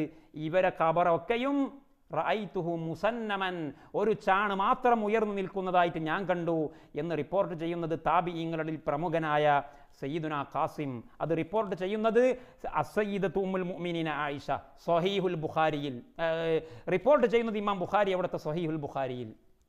പിന്നെ ഏത് ഖബർ അവിടെ പൊന്തിച്ചത്? ഇനി ഉമർ ഇബ്നുൽ ഖത്താബ് റളിയല്ലാഹു അൻഹുവിൻ്റെ ഭരണകാലത്ത് പള്ളി വികസിപ്പിക്കുന്ന ചർച്ച വന്നു. അപ്പോൾ സഹാബത്തുമായിട്ട് മുഷാവറ ചെയ്തു. ഉമർ ഇബ്നുൽ ഖത്താബ് പറഞ്ഞു, നിങ്ങൾ 3 ഭാഗത്തേക്കും വികസിപ്പിച്ചുകൊള്ളൂ. വലാ സബീല ഇലാ ദാലിക, റസൂലുള്ളാഹിൻ്റെ ഖബർ ഷരീഫ് നിൽക്കുന്ന ഭാഗത്തേക്ക് ചൂണ്ടിട്ട് പറഞ്ഞു, വലാ സബീല ഇലാ ദാലിക, ആ ഭാഗത്തേക്ക് നോക്കണ്ട കേട്ടോ, ആ ഭാഗത്തേക്ക് പള്ളി വികസിപ്പിക്കാൻ പറ്റില്ല. കാരണം ഖബറാണ്, ഖബർ പള്ളിൻ്റെ ഉള്ളിൽ എടുക്കാൻ പറ്റൂല. ഇത്തഖദു ഖുബൂറ അംബിയാഇഹിം മസാജിദ, അമ്പിയാക്കന്മാരെ ഖബറുകളെ അവർ ആരാധനാ കേന്ദ്രമാക്കി. എന്താ ഈ ആരാധനാ കേന്ദ്രമാക്കുക എന്ന് പറഞ്ഞാൽ? ഇൻഷാ അല്ലാഹ് മറന്നു പോയിട്ടില്ലെങ്കിൽ ഞാനത് പറയും, നമ്മുടെ ഇമാമിങ്ങൾ പറഞ്ഞത് ഉദ്ധരിച്ച് പറയും. അപ്പോൾ ഉമർ ഇബ്നു ഖത്താബ് തങ്ങൾ റസൂലുള്ളാഹിൻ്റെ ഖബറിൻ്റെ ഭാഗത്തേക്ക് നോക്കിയിട്ടേ ഇല്ല. ലാ സബീല ഇലാ ദാലിക, അങ്ങോട്ടേക്ക് എക്സ്റ്റൻഷൻ ചെയ്യാൻ പറ്റില്ല. മറ്റ് 3 ഭാഗങ്ങളും വികസിപ്പിച്ചു. പിന്നീട് ഉസ്മാൻ റളിയല്ലാഹു അൻഹുവിൻ്റെ കാലഘട്ടം വന്നു. അന്നും പള്ളിയുടെ ഉള്ളിലേക്ക് ഖബർ ഷരീഫ് വന്നിട്ടില്ല. കാലങ്ങൾ പിന്നെയും കഴിഞ്ഞു. ഹിജറ 88 വലീദ് ഇബ്നു അബ്ദുൽ മലിക്കാണ് ഉമവിയ ഭരണാധികാരി. അദ്ദേഹം ഡമസ്കസിൽ നിന്ന് മദീനയിലെ ഗവർണർ മഹാനായ സയ്യിദുന ഉമർ ഇബ്നു അബ്ദുൽ അസീസ് റളിയല്ലാഹു അൻഹുവിന് എഴുത്ത് കൊടുത്തയച്ചു.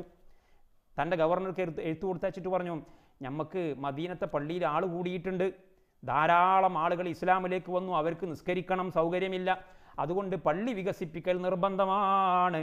ഇപ്പം നിലവിലുള്ള പള്ളി നമുക്ക് വലിപ്പം പോരാ. അങ്ങനെ കത്തെഴുതി, ഉമ്മഹാത്തുൽ മുഅ്മിനീൻ്റെ വീടുകളെല്ലാം നിങ്ങൾ തൽക്കാലം പള്ളിയിലേക്ക് ലയിപ്പിക്കണം, വേറെ സംവിധാനം ഇല്ല. കുടുങ്ങുന്ന സമയത്തുണ്ടാവില്ല, ചിലപ്പോൾ ചിലത് ചെയ്യേണ്ടി വരൂലേ. പക്ഷേ ഈ കത്ത് കിട്ടിയിട്ടും ഉമർ ഇബ്നു അബ്ദുൽ അസീസിന് മനസമാധാനം വരുന്നില്ല.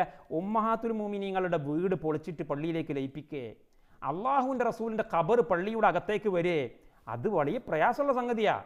അതങ്ങനെ പെട്ടെന്ന് നടത്താൻ പറ്റിയ സംഗതിയല്ല. അങ്ങനെ മദീനയിലുള്ള പ്രമുഖരെ മുഴുവനും വിളിച്ചുകൂട്ടി. മദീനയിലുള്ള, അന്ന് സഹാബത്തില്ല, താബീങ്ങളെ കാലമാണ് ഇത്, ഹിജറ 88 നടന്ന സംഭവം എന്നുദ്ധരിച്ചുകൊണ്ട് ഇബ്നു കസീർ റഹ്മത്തുള്ളാഹി അലൈഹി തൻ്റെ അൽ ബിദായത്തു വൻ നിഹായയുടെ 9-ാം വാള്യത്തിൽ പറയുന്നുണ്ട്. അങ്ങനെ മദീനയിലെന്ന് താബീങ്ങളെ കൂട്ടത്തിൽപ്പെട്ട പ്രഗത്ഭരായ ഫുഖഹാക്കളെ മുഴുവനും വിളിച്ചുകൂട്ടി. സയ്യിദന്മാരെ, തങ്ങന്മാർ, റസൂലുള്ളാഹിന്റെ കുടുംബത്തിൽപ്പെട്ട തങ്ങന്മാരെ മുഴുവനും വിളിച്ചുകൂട്ടി. ഒരൊറ്റ കുട്ടിയും സമ്മതം കൊടുത്തിട്ടില്ല. ഇതൊക്കെ നമ്മൾ പഠിക്കേണ്ടതാ. കള്ളക്കഥകൾ അവിടുന്ന് ഇവിടുന്ന് കേട്ടിട്ട് വിശ്വസിച്ചിട്ടല്ല നമ്മൾ നടക്കേണ്ടത്. ഇമാമിയങ്ങൾ കിതാബിൽ ഉത്തരവാദപ്പെട്ട ഗ്രന്ഥങ്ങളിൽ രേഖപ്പെടുത്തി വെച്ചത് നോക്കിയിട്ട് വേണം നമ്മൾ ചരിത്രവും മതവും പറയാൻ. ഒരൊറ്റ കുട്ടിയും അതിന് സമ്മതം കൊടുത്തില്ല. ഒരു കുട്ടി എന്ന് പറഞ്ഞാൽ ഫുഖഹാ ഉൽ മദീന, ആ കാലഘട്ടത്തിൽ ലോകത്തെ കറക്കിക്കൊണ്ടിരിക്കുന്ന മദീനയിലെ കർമ്മശാസ്ത്ര പണ്ഡിതന്മാർ, അവർ താബിഈങ്ങളാണ്, അള്ളാഹിന്റെ റസൂലിന്റെ സഹാബത്തിന്റെ അടുക്കൽ നിന്ന് മതം പഠിച്ചവരാണ്. അവരാരും അതിന് സമ്മതം കൊടുത്തില്ല. ഉടനെ കത്തുപോയി മദീനയിൽ നിന്ന് ഡമസ്കസിലേക്ക്, വലീദിന്റെ ദർബാറിലേക്ക് ഉമർ ഇബ്നു അബ്ദുൽ അസീസ് റഹിമഹുല്ല കത്ത് എഴുതി. ഇങ്ങനെയാ സംഭവിച്ചിട്ടുള്ളത്. അതുകൊണ്ട് നിങ്ങൾ എന്താ തീരുമാനിച്ചതെന്ന് വെച്ചാൽ പറയൂ എന്ന് പറഞ്ഞു.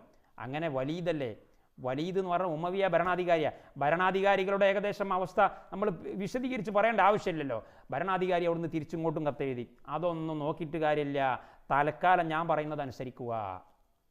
കണ്ട നിങ്ങൾ, അതൊന്നും നോക്കിയിട്ട് കാര്യമില്ല.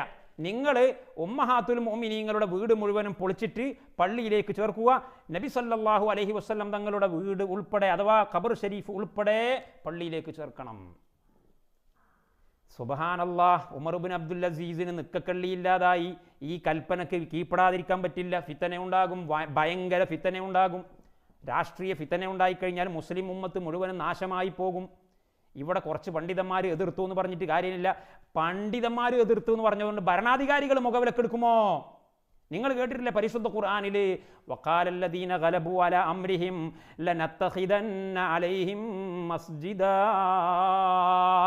സൂറത്തുൽ കഹ്ഫിന്റെ 21-ാമത്തെ സൂക്തത്തിൽ അല്ലാഹ് പറയുന്നു, വഖാലല്ലദീന ഗലബു അലാ അംരിഹിം, കയ്യൂക്കുള്ളവർ പറഞ്ഞു. കണ്ടോ, കയ്യൂക്കുള്ളവർ പണ്ടേ അങ്ങനെയാ. ഈ ആയത്ത് വെച്ചിട്ടാണ് ചില സാധുക്കൾ ഖബറിൻ്റെ മുകളിൽ പള്ളി ഉണ്ടാക്കാമെന്ന് പറഞ്ഞിട്ട് ഇന്ന് വരെ ഒരു മുതാലിമ് ഞാനുമായിട്ട് ചാറ്റ് ചെയ്തു. ഖബറിൻ്റെ മുകളിൽ പള്ളി ഉണ്ടാക്കാനുള്ള തെളിവാണ് അത്രേ. ലനത്തഖിദന്ന അലൈഹിം മസ്ജിദ. ഇതാരാ പറഞ്ഞത് എന്ന് പരിശുദ്ധ ഖുർആൻ പറഞ്ഞിട്ടില്ലേ? വഖാലല്ലദീന ഗലബു അലാ അംരിഹിം, കയ്യൂക്കുള്ള ആളുകൾക്ക് തന്നെയല്ലേ പണി? ഭരണാധികാരികൾക്ക്. ഇവിടെ നമ്മുടെ രാജ്യത്ത് എന്താ പണി? പട്ടേൽ പ്രതിമകൾ കേട്ടിട്ടില്ലേ? 100 കണക്കിന് കോടി രൂപ ചെലവഴിച്ചിട്ട് പൊതു ഖജനാവിലെ ഫണ്ട് ഉപയോഗപ്പെടുത്തിയിട്ടല്ലേ ഇതൊക്കെ ചെയ്യുന്നത്? ഈ താജ്മഹൽ നമ്മുടെ നാട്ടിലല്ലേ? താജ്മഹൽ ഭരണാധികാരികൾ ഉണ്ടാക്കിയതല്ലേ? ഒരു ഖബറുമല്ലല്ലേ അത് ഉണ്ടാക്കിയിട്ടുള്ളത്? അങ്ങനെ എന്തെല്ലാം ഖബറുകൾ, കുത്തുബ് മീനാർ, ചാർ മീനാർ, ഇതൊക്കെ ഭരണാധികാരികൾക്ക് പേര് കിട്ടാൻ വേണ്ടി പണ്ടേ അവർ ചെയ്തു വരുന്ന പരിപാടി. ഇതൊക്കെ പണ്ഡിതന്മാരാരും അതിന് സപ്പോർട്ടില്ല. പണ്ഡിതന്മാരെ തലയിൽ വെച്ച് കിട്ടാം, അതൊന്നും പറ്റില്ല. അത് ഭരണാധികാരികളുടെ. ഇബ്നു ഹജർ ഹൈതമി വ്യക്തമായി അൽ ഫതാവൽ കുബ്രയിൽ പറഞ്ഞിട്ടുണ്ട്. അത് ഖറാഫ കുബ്രയിലെ കെട്ടിപ്പൊക്കിയ ഖബറുകളെ കുറിച്ച്. ഈജിപ്തിലെ ഖറാഫെ പോയാൽ എവിടെ ഞങ്ങൾ കുബ്ബ കാണാത്തത്? മദീനത്തുൽ ഖിബാബ്, കുബ്ബകളുടെ പട്ടണം എന്നാ പേര് തന്നെ. ഹറാമായ കുബ്ബകൾ. ഈ ഹറാമായ കുബ്ബകളൊക്കെ ആരുണ്ടാക്കിയതാ? അന്നത്തെ ഭരണാധികാരികൾ. വളരെ പ്രതിഷേധത്തോടുകൂടി ഇബ്നു ഹജർ ഹൈതമി എത്ര സ്ഥലത്താ ഫത്താവയിൽ പറഞ്ഞത്? എൻ്റെ ഓർമ്മയിൽ 3 സ്ഥലത്ത് ഒരൊറ്റ കിതാബിൽ പറഞ്ഞിട്ടുണ്ട്. തുഹ്ഫത്തുൽ മുഹ്താജിൽ 2 സ്ഥലത്ത് പറഞ്ഞിട്ടുണ്ട്. സവാജിറിൽ ശക്തമായി ഖണ്ഡിച്ചിട്ടുണ്ട്. എത്ര കിതാബിൽ? മിഷ്കാത്തിന്റെ ഷറഹിൽ പറഞ്ഞിട്ടുണ്ട്. സുബ്ഹാനല്ലാഹ്, ഇതൊന്നും നമ്മൾ കാണില്ല. എന്നിട്ട് പണ്ഡിതന്മാരെ തലയിലാണ് ഇതിൻ്റെ ഉത്തരവാദിത്തം. ഒരു പണ്ഡിതൻ്റെയും തലയിൽ ഇതിൻ്റെ ഉത്തരവാദിത്തം വെച്ച് കെട്ടാൻ ഞങ്ങൾ സമ്മതിക്കില്ല. ഭരണാധികാരികൾ ചെയ്തിട്ടുണ്ട്. എന്നിട്ട് പറയാണ്, അവിടെ ഉണ്ടായിരുന്ന സയ്യിദന്മാർ മുഴുവനും കരഞ്ഞ് അട്ടഹസിച്ച് കരഞ്ഞു എന്ന് ഇബ്നു കസീർ റഹിമഹുല്ലാൻ തൻ്റെ അൽ ബിദായത്തു വന്നിഹായയുടെ 9-ാം വാള്യത്തിൽ രേഖപ്പെടുത്തി. അവിടെ തന്നെ പറഞ്ഞു, മഹാനായ സഈദ് ഇബ്നുൽ മുസയ്യിബ് റളിയല്ലാഹു അൻഹു, താബിഈങ്ങളുടെ കൂട്ടത്തിൽപ്പെട്ട സഈദ് ഇബ്നുൽ മുസയ്യിബ് റളിയല്ലാഹു അൻഹു, നബി സല്ലല്ലാഹു അലൈഹി വസല്ലം തങ്ങളുടെ ഖബർ ഷരീഫ് പള്ളിയുടെ ഉള്ളിലേക്ക് ലയിപ്പിക്കുന്നതിനോട് യോജിപ്പില്ലാത്ത ആളായിരുന്നു. കാരണം യോജിപ്പില്ലാത്ത ആളായിരുന്നു എന്നല്ല എൻ്റെ വിഷയം. അത് മറ്റുള്ളവർക്കൊക്കെ അങ്ങനെ തന്നെയാണ്. പണ്ഡിതന്മാരോടൊക്കെ നിലപാട് അതായിരുന്നു. പക്ഷെ അവിടെ ഇബ്നു കസീർ പറഞ്ഞ വേറെ സംഗതി ഉണ്ട്. ആ യോജിപ്പില്ലായ്മയുടെ കാരണവും കൂടി അവിടെ പറഞ്ഞു. എന്താണ്? ഖശിയ അൻ യുത്തഖദ മസ്ജിദാ, റസൂലുള്ളാഹിന്റെ ഖബറിന് ആരാധിക്കപ്പെടുമോ എന്ന ഭയം. റസൂലുള്ളാഹിന്റെ ഖബറിന് ജാഹിലീങ്ങൾ വന്ന് ആരാധിക്കുമോ എന്നുള്ള ഭയം. ഇപ്പോൾ ചില ആൾക്കാർക്ക് സംശയം, ഈ ആരാധിക്കുക എന്നൊക്കെ പറഞ്ഞാൽ എപ്പോഴാണ് സംഭവിക്കലെന്ന്? ആരാധിക്കുക എന്നൊക്കെ പറഞ്ഞാൽ അവിടെ ഒരു യേശു ക്രിസ്തുവിൻ്റെ ബിംബം അല്ലെങ്കിൽ ഒരു ശ്രീരാമൻ്റെ ബിംബം അവിടെ കൊണ്ടുപോയി വെച്ചിട്ട് അതിന് എണ്ണയും അത്തറുമൊക്കെ പൂസിക്കൊടുത്ത് അതിനൊരു താലിയൊക്കെ കെട്ടിക്കൊടുത്ത് അങ്ങനെ അതിൻ്റെ മുമ്പിൽ കുമ്പിട്ട് വീകുമ്പോഴല്ലേ ആരാധനയാകുള്ളൂ എന്നൊക്കെ വിചാരിച്ച് നിൽക്കുന്ന കുറേ പരമസാധുക്കളുണ്ട് നമ്മുടെ നാട്ടിൽ ജീവിക്കുന്നു. ഒരിക്കലുമല്ല. ഇത്തിഹാദുൽ ഖുബൂർ, ഞാൻ ഇത്തിഹാദുൽ ഖുബൂറിൻ്റെ മാന വ്യക്തമായിട്ട് ഇമാം ഇബ്നു ഹജർ ഹൈതമി പറഞ്ഞത് എൻ്റെ കിതാബിൽ ഉദ്ധരിച്ചിട്ടുണ്ട്. അതിപ്പോൾ നോക്കി പറയാൻ സമയം കിട്ടാത്തതുകൊണ്ട് ഞാൻ മനസ്സിൽ നിന്നെടുത്ത് പറയാണ്. ഇത്തിഹാദുൽ മസ്ജിദി ഖബ്റൻ. വേറെ ഒന്നും കൂടി പറഞ്ഞുതരാം. ഇമാം ബുഖാരി കിതാബുൽ ജനായിസിൽ 2 അധ്യായം ഉദ്ധരിച്ചിട്ടുണ്ട്. ഏത് ഹദീസ് പറയാൻ വേണ്ടിയിട്ട്? ലഅനല്ലാഹുൽ യഹൂദ വൻ നസ്വാറ ഇത്തഖദു ഖുബൂറ അംബിയാഇഹിം മസാജിദ എന്ന ഒരൊറ്റ ഹദീസ് രേഖപ്പെടുത്താൻ വേണ്ടി 2 അധ്യായങ്ങളാണ് ഇമാം ബുഖാരി ഉദ്ധരിച്ചത്. എന്തിനാണ് അതെന്നറിയോ നിങ്ങൾ? 2 സെപ്പറേറ്റ് അധ്യായം. ഈ ഹദീസ് 2 അല്ല 3 അല്ല 4 5 സ്ഥലത്ത് ബുഖാരിയിലുണ്ട്. പക്ഷേ ഈ വിഷയം പറയാൻ വേണ്ടി 2 അധ്യായം ഉപയോഗപ്പെടുത്തി. ഏതാണ് ആ 2 അധ്യായം? ഒന്ന് ഇത്തിഹാദുൽ ഖബ്രി മസ്ജിദൻ, അതാണ് ഒരു അധ്യായം. വേറൊരു അധ്യായം ബിനാഉൽ മസ്ജിദി അലൽ ഖബ്ർ. മുതാലിമീങ്ങൾക്ക് സംശയം ഉണ്ടാവും, എന്താ ഇപ്പോൾ ഇത് 2 തമ്മിലുള്ള വ്യത്യാസം എന്ന്. ഇത് 2 തമ്മിലുള്ള വ്യത്യാസം വാചികമായ വ്യത്യാസമുണ്ട്. വാചികം സംസാരിക്കുമ്പോൾ ഭാഷയിൽ വ്യത്യാസമുണ്ട്, അർത്ഥത്തിൽ യാതൊരു വ്യത്യാസവുമില്ല. അഥവാ ബിനാഉൽ മസ്ജിദി അലൽ ഖബർ, ഖബറിൻ്റെ മുകളിൽ പള്ളി എടുക്കുക എന്ന് പറഞ്ഞാൽ എന്താ? ഖബർ നിൽക്കുന്ന സ്ഥലത്ത് പോയിട്ട് ഒരു പള്ളി ഉണ്ടാക്കുക, അത് പാടില്ല, അത് ഹറാമാണ്. അതേ സമയത്ത് ഇത്തിഹാദുൽ ഖബ്രി മസ്ജിദൻ, ഖബർ പള്ളി ആക്കുക, ആണോ? പള്ളി എടുക്കുക, പള്ളി ആക്കുക, 2 അർത്ഥം. ബിനാഉൽ ഖബ്ർ, ബിനാഉൽ മസ്ജിദ് എന്ന് പറഞ്ഞാൽ പള്ളി എടുക്കുക, അത് ഹറാം, ലാ ശക്ക ഫീഹി. ഇത്തിഹാദുൽ മസ്ജിദ് എന്ന് പറഞ്ഞാൽ പള്ളി ആക്കുക. എന്താ ഈ പള്ളി ആക്കുക എന്ന് പറഞ്ഞാൽ? ഇബ്നു ഹജർ ഹൈതമി പറയുന്നു, പള്ളി ആക്കുക എന്ന് പറഞ്ഞാൽ ഖബറിലേക്ക് തിരിഞ്ഞ് നിസ്കരിക്കുക, ഖബറിൻ്റെ മുകളിൽ നിസ്കരിക്കുക, ഖബർ ഉള്ള സ്ഥലത്ത് നിസ്കരിക്കുക. എന്തൊരു മട്ടുണ്ട്! ഈ ഒരു ലോജിക്കിന് വേണ്ടിയിട്ടാണ് ഇമാം ബുഖാരി 2 വിവിധ സ്ഥലങ്ങളിലായിട്ട് ഒരൊറ്റ ഹദീസിനെ ഉദ്ധരിച്ചത്. 2 ആയാലും അത് ഹറാമാണ്, 2 ആയാലും അത് ഖബർ ആരാധനയാണ്. ഖബർ നിൽക്കുന്ന സ്ഥലത്ത് പോയിട്ട് പള്ളി എടുക്കലോ പള്ളി ഇല്ലെങ്കിൽ പോലും ആ ഖബറുള്ള സ്ഥലത്ത് പോയിട്ട് നിസ്കരിക്കലോ. ഖബറുള്ള സ്ഥലത്ത് പോയിട്ട് ഒരുത്തൻ നിസ്കരിച്ചാൽ അവനെക്കുറിച്ച് പറയും ഇത്തഖദൽ ഖബ്റ മസ്ജിദാ. ശരിക്കും മനസ്സിലാക്കിക്കോ, ഖബറുള്ള സ്ഥലത്ത് പോയിട്ട് ഒരുത്തൻ നിസ്കരിച്ചാൽ അവനെക്കുറിച്ച് പറയും ഇത്തഖദൽ ഖബ്റ മസ്ജിദാ. സംശയമുള്ള ആർക്കും എവിടെയും ഒന്ന് ചോദിക്കാം. വ്യക്തമായ സൂര്യപ്രകാശം പോലെയുള്ള മറുപടി ഇമാമിങ്ങളുടെ കിതാബിൽ നിന്ന് ഞാൻ എടുത്ത് ഉദ്ധരിച്ചു കൊടുക്കും. അപ്പോൾ വേറെ ഒരു സംശയം, എൻ്റെ സംസാരത്തിന് ഒരു കുറവുണ്ടാവില്ല കേട്ടോ, ഒന്നും നിങ്ങൾ വിചാരിക്കരുത്. കാരണം പരന്ന് ചിതറിക്കിടക്കുന്ന വിഷയമാണ് ഇത്. എവിടുന്ന് പറഞ്ഞിട്ട് എവിടെ അവസാനിപ്പിക്കണം എന്ന് പലപ്പോഴും വെപ്രാളപ്പെട്ടിട്ടുണ്ട് ഞാൻ. ഇന്നലെ മെനയാന്നൊക്കെ പറയണമെന്ന് വിചാരിച്ച വിഷയം ഇന്നേക്ക് നീണ്ടുപോയതാണ്. കാരണം ഇത് എന്തെങ്കിലും ഒരു കോർവേൽ വരണമല്ലോ. അപ്പോൾ ഇവിടെ വേറെ ചെറിയ സംശയം, എങ്ങനെയാണ് ഇപ്പം നിങ്ങൾ അതൊക്കെ പറയുക? ഖബറുള്ള സ്ഥലത്ത് പോയിട്ട് നിസ്കരിച്ചാൽ അവിടെ പള്ളിയാക്കി അവിടെ ആരാധിച്ചു, അത് ഷിർക്കാണ് എന്നൊക്കെ പറയാൻ പറ്റുമോ? പരിശുദ്ധ കാബാലയത്തിൽ ഖബറില്ലേ? ഹിജർ ഇസ്മായിൽ ഇസ്മായിൽ നബി അലൈഹി സ്വലാമിൻ്റെ ഖബർ ഹത്തീം എന്ന് പറഞ്ഞ സ്ഥലത്ത് ഉണ്ട് എന്ന് കിതാബുകളിലൊക്കെ ഉണ്ടല്ലോ. അപ്പം അതിൻ്റെ മറുപടി പെട്ടെന്ന് ഞാൻ പറയാം. അങ്ങനെ ഇസ്മായിൽ നബി അലൈഹി സ്വലാമിൻ്റെ ഖബർ ഈ സ്ഥലത്താണ് എന്ന് സ്ഥിരപ്പെട്ടിട്ടില്ല. ഒരൊറ്റ ഹദീസിൻ്റെ കിതാബിലും, ഉത്തരവാദപ്പെട്ട ഒറ്റ ഹദീസിൻ്റെ കിതാബിലും ആ സംഭവമില്ല. നബി സല്ലല്ലാഹു അലൈഹി വസല്ലം നിങ്ങൾ പറഞ്ഞു കൊടുത്തിട്ടില്ല. പിന്നെ എവിടുന്ന് അത് കിട്ടുക? പിന്നെ ഏതാ ചരിത്രത്തിൻ്റെ കിതാബിലുണ്ട്, ശരിയാണ്. ആ ചരിത്രത്തിൻ്റെ കിതാബിലുള്ളത് സ്വീകാര്യയോഗ്യമായ റിപ്പോർട്ടർമാരുടെ പരമ്പരകളിലൂടെ നിങ്ങൾ ഉദ്ധരിച്ച് ബോധ്യപ്പെടുത്തി തന്നാൽ ഞാൻ അംഗീകരിക്കാം. മറുപടി 1. മറുപടി 2, ഇസ്മായിൽ നബി അലൈഹിസ്സലാമിൻ്റെ ഖബർ അങ്ങനെ ഒരു സ്ഥലത്ത് കഅബാലയത്തിൻ്റെ ഉള്ളിൽ ഉണ്ട് എന്ന് വെച്ചാൽ തന്നെ ആ ഖബർ ഇന്ന് നമ്മളാരെങ്കിലും കാണുന്നുണ്ടോ? ഇല്ല. അങ്ങനെ ഒരു ഖബർ അവിടെ ഉയർന്നു നിൽക്കുന്നുണ്ടോ? ഇല്ല. ഒരു ചാണെങ്കിലും ഉയർത്തിയിട്ടുണ്ടോ? ഇല്ല. ഒരു മുസ്ലിമായ മനുഷ്യൻ്റെ ഖബർ ഒരു ചാൺ ഉയർത്തണമെന്ന് പഠിപ്പിച്ചത് ആരാണ്? ശരിക്കും മനസ്സിലാക്കിക്കോ, ഒരു മുസ്ലിമായ മനുഷ്യൻ്റെ ഖബർ ഒരു ചാൺ ഉയർത്തണമെന്ന് പഠിപ്പിച്ചത് ആരാണ്? അതിനെ തിരിച്ചറിയാൻ വേണ്ടി ഒരു കല്ല് വെക്കണമെന്ന് പഠിപ്പിച്ചത് ആരാണ്? അഷ്റഫുൽ ഖൽഖായ നബിയല്ലേ? അതെ. അപ്പോൾ ഇസ്മായിൽ നബിൻ്റെ ഖബർ അവിടെ ഉണ്ട് എന്നുള്ളത് നബി സല്ലല്ലാഹു അലൈഹി വസല്ലം അറിയില്ല. പിന്നെ ഞമ്മക്ക് അറിയാം, റസൂലുള്ളാഹിക്ക് അറിയില്ല ഇസ്മായിൽ നബിൻ്റെ ഖബർ. സ്വന്തം വെല്ലിപ്പയായ ഇസ്മായിൽ നബി അലൈഹി സ്വലാമിൻ്റെ ഖബർ റസൂലുള്ളാഹിക്ക് അറിയില്ല, അത് ഞമ്മക്ക് അറിയാം. അത് നിങ്ങളവിടെ പോക്കറ്റിൽ വെച്ചാൽ മതി പതുക്കെ. അല്ല, അത് റസൂലുള്ളാഹിക്ക് അറിയുമായിരുന്നു. പക്ഷേ റസൂലുള്ള എന്ത് ചെയ്തിട്ടില്ല? അത് പിന്നെ എന്ത് വർത്താനായി ഇത് സുഹൃത്തുക്കളെ. റസൂലുള്ളാഹിക്ക് അത് അറിയുമായിരുന്നെങ്കിൽ അവിടെ അടയാളപ്പെടുത്തും, ഖബറാണ് എന്ന് അടയാളപ്പെടുത്തും. ചെയ്തിട്ടില്ല. ഇനി ഞാൻ സമ്മതിക്കാം, അത് റസൂലുള്ളാഹിക്ക് അറിയാമായിരുന്നു, ഖബറാണെന്ന് അടയാളപ്പെടുത്തിയിട്ടില്ല, കൽപ്പിച്ചുകൂട്ടി അടയാളപ്പെടുത്താതിരുന്നതാ. അതിനൊന്നും തെളിവില്ല കേട്ടോ. പക്ഷെ സമ്മതിക്കാന്ന് അറിഞ്ഞില്ല, ഇവരെ മുമ്പിലൊന്നും തോറ്റു കൊടുക്കുക. എന്നാൽ ഞാൻ പറയട്ടെ, എന്താ അവിടെ നിസ്കരിക്കുന്നതിന് കുഴപ്പം? കാരണം നിസ്കരിക്കുന്നവർ പരിശുദ്ധ കാബാലയത്തിൻ്റെ പുണ്യം ഇസ്മായിൽ അലൈഹിസ്സലാമിനെ അവർ ഖബർ മറയടക്കിയതിൻ്റെ ശേഷം കിട്ടിയ പുണ്യാണോ? അങ്ങനെ എവിടെയാ ഉള്ളത്?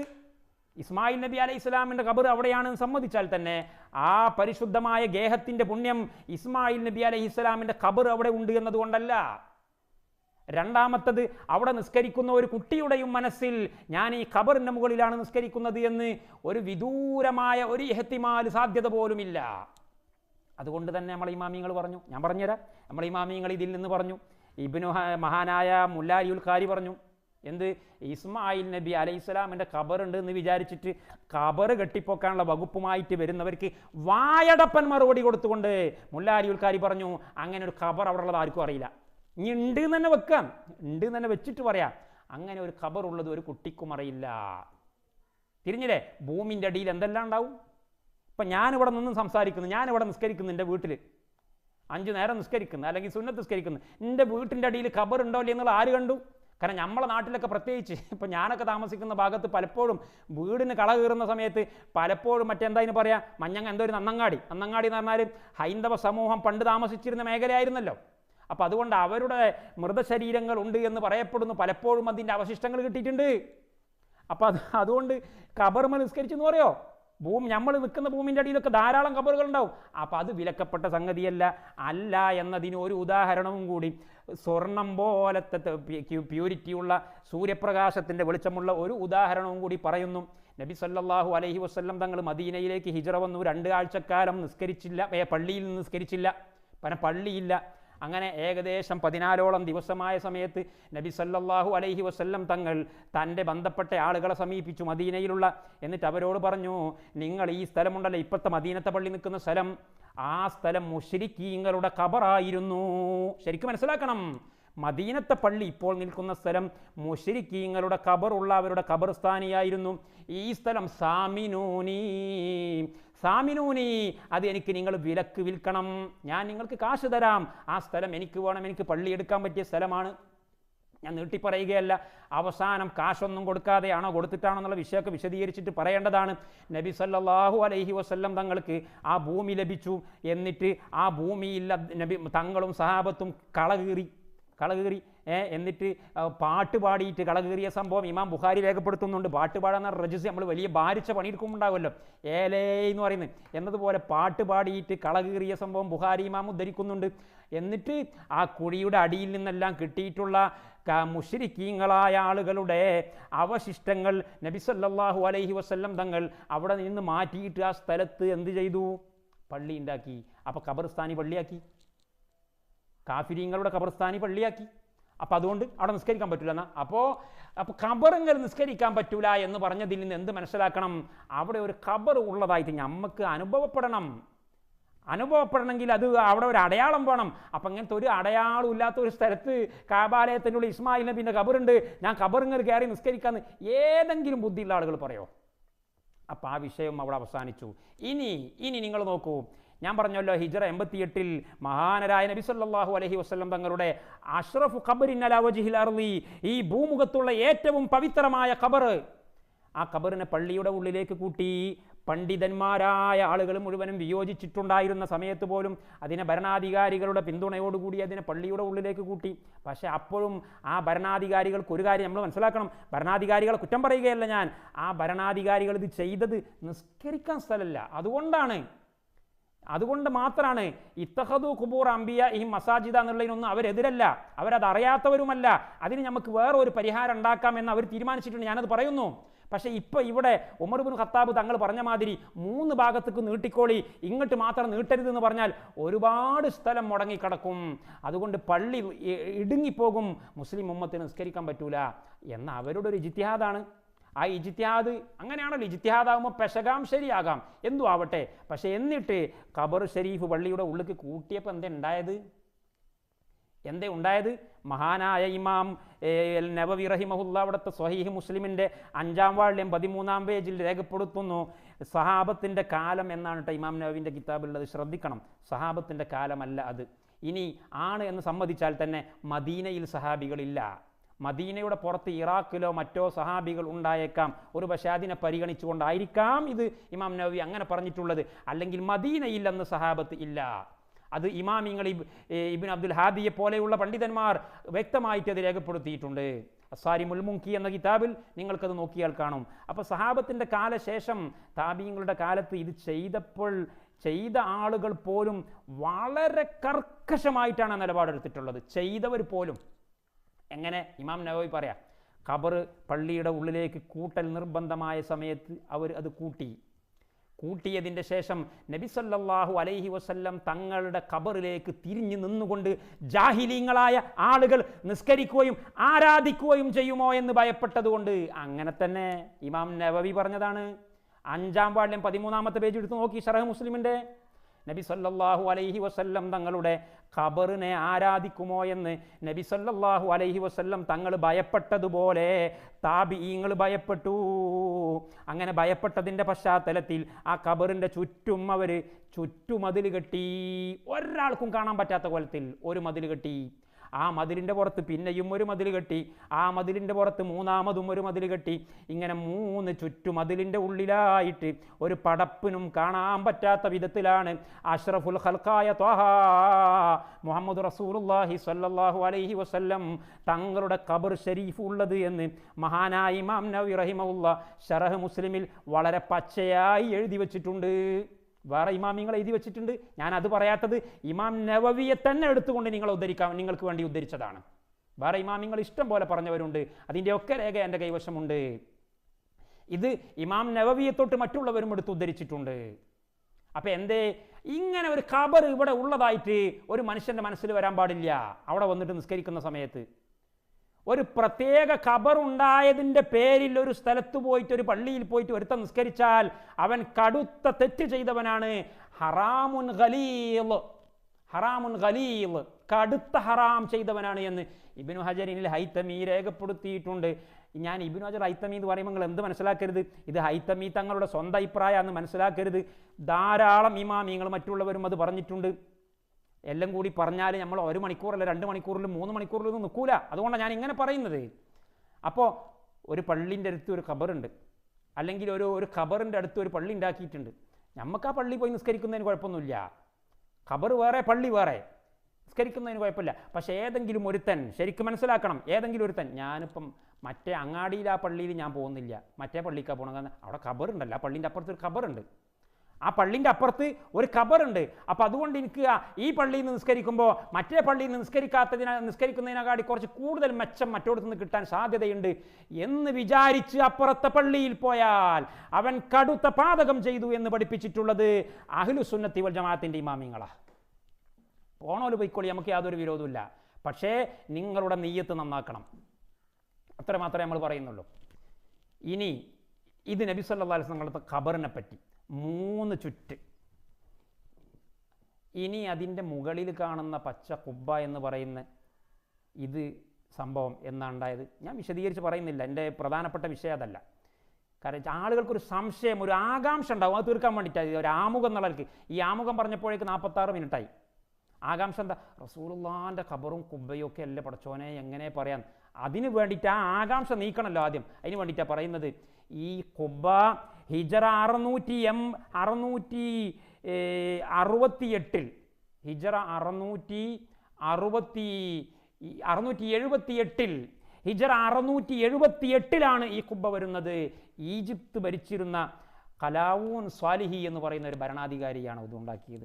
അപ്പോൾ അതിന് ഇസ്ലാമിൽ എത്രമാത്രം പ്രാമാണികത ഉണ്ട് എന്നുള്ളത് മീസാൻ ഓതുന്ന ഒരു തന്നെ തിരിയുന്നത് കൊണ്ട് ഞാൻ ആ വിഷയവും വിട്ടു. ഇനിയുള്ളൊരു സംശയം, ലോകത്തിൻ്റെ എല്ലാ ഭാഗത്തും ഇങ്ങനെ ഉള്ളതല്ലേ, അപ്പോൾ അതിലെന്തെങ്കിലുമൊക്കെ ഉണ്ടാവില്ലേ എന്നുള്ള സംശയമാണ് പാവപ്പെട്ട ആളുകൾക്കുള്ളത്.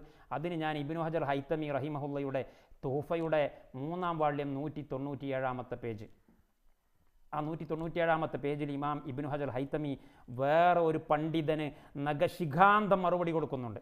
വേറെ ഒരു വലിയ പണ്ഡിതൻ, ചില്ലറ പണ്ഡിതനൊന്നുമല്ല, 4-ാം നൂറ്റാണ്ടിൽ കഴിഞ്ഞു പോയ ഒരു പണ്ഡിതന് അബു അബ്ദുല്ലാഹിൽ ഹാക്കിം, മുസ്തദ്റക്കിൻ്റെ മുസന്നിഫായ ഹാക്കിമിന് കൊടുക്കുന്ന മറുപടിയുണ്ട് ഒരു മസലയിൽ. എന്താണ് ആ മറുപടി പറയുന്നതെന്ന് അറിയോ? എന്താണ് പൊന്നാര പ്രിയപ്പെട്ട ഹാക്കിം നിങ്ങൾ ഈ പറയുന്നത്? ലോകത്തിൻ്റെ വിവിധ ഭാഗങ്ങളിൽ കിഴക്കും പടിഞ്ഞാറും മുസബ്ബലത്തായ ഭൂമിയിൽ മുസ്ലിം പണ്ഡിതന്മാരുടെ ഖബറിൻ്റെ മുകളിൽ കെട്ടിപ്പൊക്കിയത് നിങ്ങൾ കണ്ടിട്ടില്ലേ? വഅലിമു അന്നഹിയ അൻഹു, അത് ഹറാമാണ് എന്ന് അറിയുന്നവരല്ലേ ഇത് കെട്ടിപ്പൊക്കിയത്? കണ്ടോ, ധാരാ പറയുന്നത്, ഇബ്നു ഹജർ ഹൈത്തമി ഇത് പറയുന്നത്. ഹറാമാണ് എന്ന് അറിയുന്നവർ തന്നെയല്ലേ കിഴക്കും പടിഞ്ഞാറുമുള്ള മുസ്ലിം പണ്ഡിതന്മാരുടെ ഖബറിൻ്റെ മുകളിൽ ഇത് കെട്ടിപ്പൊക്കിയത്. അതുകൊണ്ട് ഇതിനെ മുസ്ലിം ഉമ്മത്തിൻ്റെ പാരമ്പര്യമാണ് ഇത് എന്ന് പറഞ്ഞിട്ട് നിങ്ങൾ തെളിവ് പിടിച്ചത് ഒരിക്കലും ശരിയായില്ല. ഉണ്ടോ? മുസ്ലിം ഉമ്മത്തിൻ്റെ പാരമ്പര്യമല്ലത്, അത് വഴി വേച്ചുപോയവിടെ പാരമ്പര്യ. ശരിയാണ്, 1000 കൊല്ലത്തെ പഴക്കമുണ്ട്, 1000 കൊല്ലം പഴക്കമുള്ളതുകൊണ്ട് ഇസ്ലാമിൻ്റെ പാരമ്പര്യമോ? മുനാഫിക്കങ്ങൾക്കില്ലേ പാരമ്പര്യം? മുനാഫിക്കങ്ങൾ 1400 കൊല്ലത്തെ പഴക്കല്ലേ മുനാഫിക്കങ്ങൾക്ക്? ഇസ്ലാമിൻ്റെ പാരമ്പര്യ. അപ്പോൾ അതുകൊണ്ട് ഇത് ഇസ്ലാമിൻ്റെ പാരമ്പര്യമല്ല എന്ന് വ്യക്തമായിട്ട് ഇബ്നു ഹജർ ഹൈത്തമി പറഞ്ഞു. അത് ഹൈത്തമി തങ്ങളെ തൊട്ട് ധാരാളം പണ്ഡിതന്മാർ ഉദ്ധരിച്ചു, ഒരാളും മറുത്തു പറഞ്ഞിട്ടില്ല. ഇമാം ദഹബി പറഞ്ഞു, ഇമാം ദഹബി വളരെ നിശിതമായിട്ട് വിമർശിച്ചു. ദഹബിനെ ഞാൻ പറഞ്ഞ ഇബ്നു തൈമിയുടെ ശിഷ്യനല്ലേ എന്ന് ചോദിക്കും, അതുകൊണ്ട് ഞാൻ പറയണില്ല. ഇബ്നു ഹജർ ഹൈത്തമി പറഞ്ഞാൽ പിന്നെ ഓക്കെ ആയല്ലോ, പാലം കടന്നല്ലോ, ഞാൻ അതിൽ നിർത്തുകയാണ്. പ്രിയപ്പെട്ട സഹോദരന്മാരെ, ഇവിടെ വേറെ ചില ആളുകൾ പറയലുണ്ട്, എന്ത് മഹാന്മാരെ ഖബറും മറ്റുള്ളവരെ ഖബറും തമ്മിൽ. നിങ്ങൾ പറഞ്ഞത് ശരി തന്നെയാണ്, ഏത് കെട്ടിപ്പൊക്കലൊന്നും നല്ല കാര്യമൊന്നുമല്ല, അത് റസൂലുള്ള വിരോധിച്ചതാണ്, അത് പൊതു ശ്മശാനിയിലാണെങ്കിൽ ഹറാമുമാണ്. പക്ഷേ എന്താ പക്ഷേ മഹാന്മാരെ ഖബറാണെങ്കിൽ അത് അഡ്ജസ്റ്റ്മെൻറ്റ്. ഏത് കാലം മുതലാണ് ഇത് അഡ്ജസ്റ്റ്മെൻറ്റ് വന്നത്? ഞാൻ നേരത്തെ പറഞ്ഞില്ലേ, ലോകം കണ്ട ഏറ്റവും വലിയ മഹാൻ അഷ്റഫുൽ ഖൽഖ് ത്വാഹ റസൂലുള്ളാഹിന്റെ വിഷയത്തിൽ സഹാബത്ത് എന്താ ചെയ്തത്? സഹാബത്ത് പരസ്പരം എന്താ ചെയ്തത്? അവരുടെ ഖബറിടങ്ങളിൽ ഏതെങ്കിലും ഒരു സഹാബിയുടെ ഖബറിൻ്റെ മുകളിൽ എഴുതി വെക്കുക പോലും ചെയ്തിട്ടുണ്ടോ? കെട്ടിപ്പൊക്കിയത് അവിടെ നിൽക്കട്ടെ. അതാണ് ഇബ്നു ഹജർ ഹൈത്തമി വെല്ലുവിളിച്ചത്. അതാണ് ഹാഫിദ് ദഹബി വെല്ലുവിളിച്ചത്. ലോകത്ത് ഏതെങ്കിലും ഒരു സഹാബിയുടെ ഖബർ, ഒരു സഹാബി മറ്റൊരു സഹാബിയുടെ ഖബറിൻ്റെ മുകളിൽ എഴുതി വെച്ചതുണ്ടെങ്കിൽ അതും കെട്ടിടിക്കും, എന്നിട്ട് ബാക്കി പറയാം. ഇതൊന്നും എന്തായാലും തുടങ്ങിയ സംഭവമൊന്നുമല്ല. ജാഹിലീങ്ങൾ പണ്ടേക്കും പണ്ടേ ഉള്ളതാ.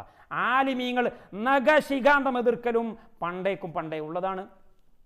അപ്പം ഇതിന് വളരെ മുത്താഹിരീങ്ങളായ ആളുകൾ, ഹിജറ 1000 ഒക്കെ ശേഷം വന്ന ചില ആളുകൾ ഇത് പറഞ്ഞിട്ടുണ്ട്. പറഞ്ഞോലൊക്കെ വലിയ മഹാന്മാരായിരിക്കും, പക്ഷെ പെശകാകുന്നു വലൗക്കാന ആരൻ.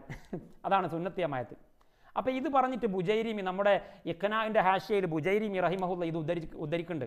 ഏത് സ്വാലിഹീങ്ങളെ ഖബറാണെങ്കിൽ കെട്ടിപ്പൊക്കാൻ വകുപ്പുണ്ടാക്കാമെന്നും പറഞ്ഞിട്ട് പുണ്യകർമ്മ എന്ന് വരെ പറഞ്ഞു പോയിട്ടുണ്ട്. എന്തൊരു അത്ഭുതം ഇതൊക്കെ! അള്ളാൻ്റെ റസൂൽ നിരോധിച്ച സംഗതി പുണ്യകർമ്മയത് എന്ന് മുതല? എന്നാണ് ജിബ്രീൽ അലൈഹിസ്സലാം ഇവർക്ക് വഹി കൊടുത്തത്?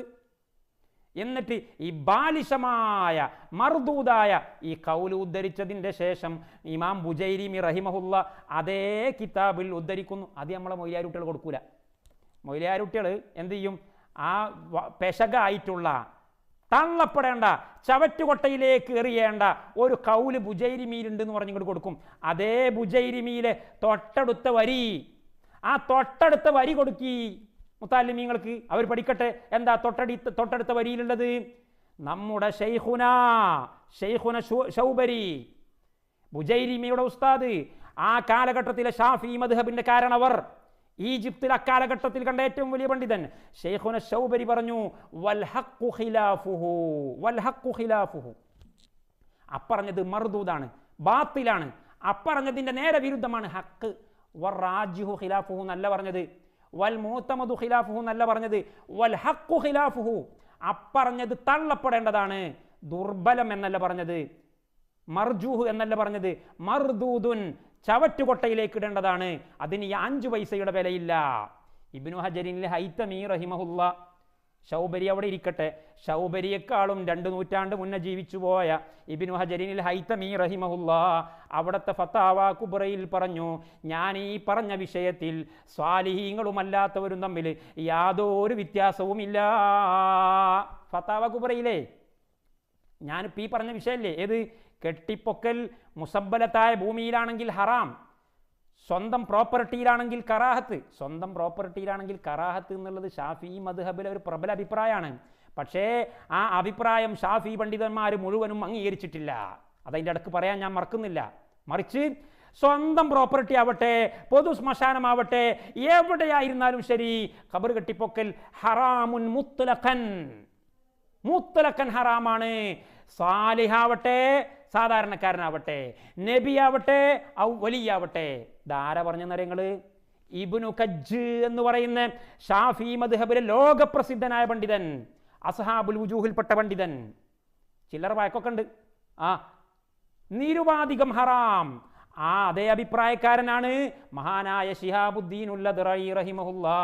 സ്വന്തം പ്രോപ്പർട്ടി ആവട്ടെ, പൊതു ശ്മശാനമാവട്ടെ, ഹറാമാണ്. എന്തുകൊണ്ട് ഹറാമാന്നാ പറഞ്ഞത്? ഒരു കാരണം പറഞ്ഞാൽ എന്താണെന്ന് അറിയങ്ങൾ?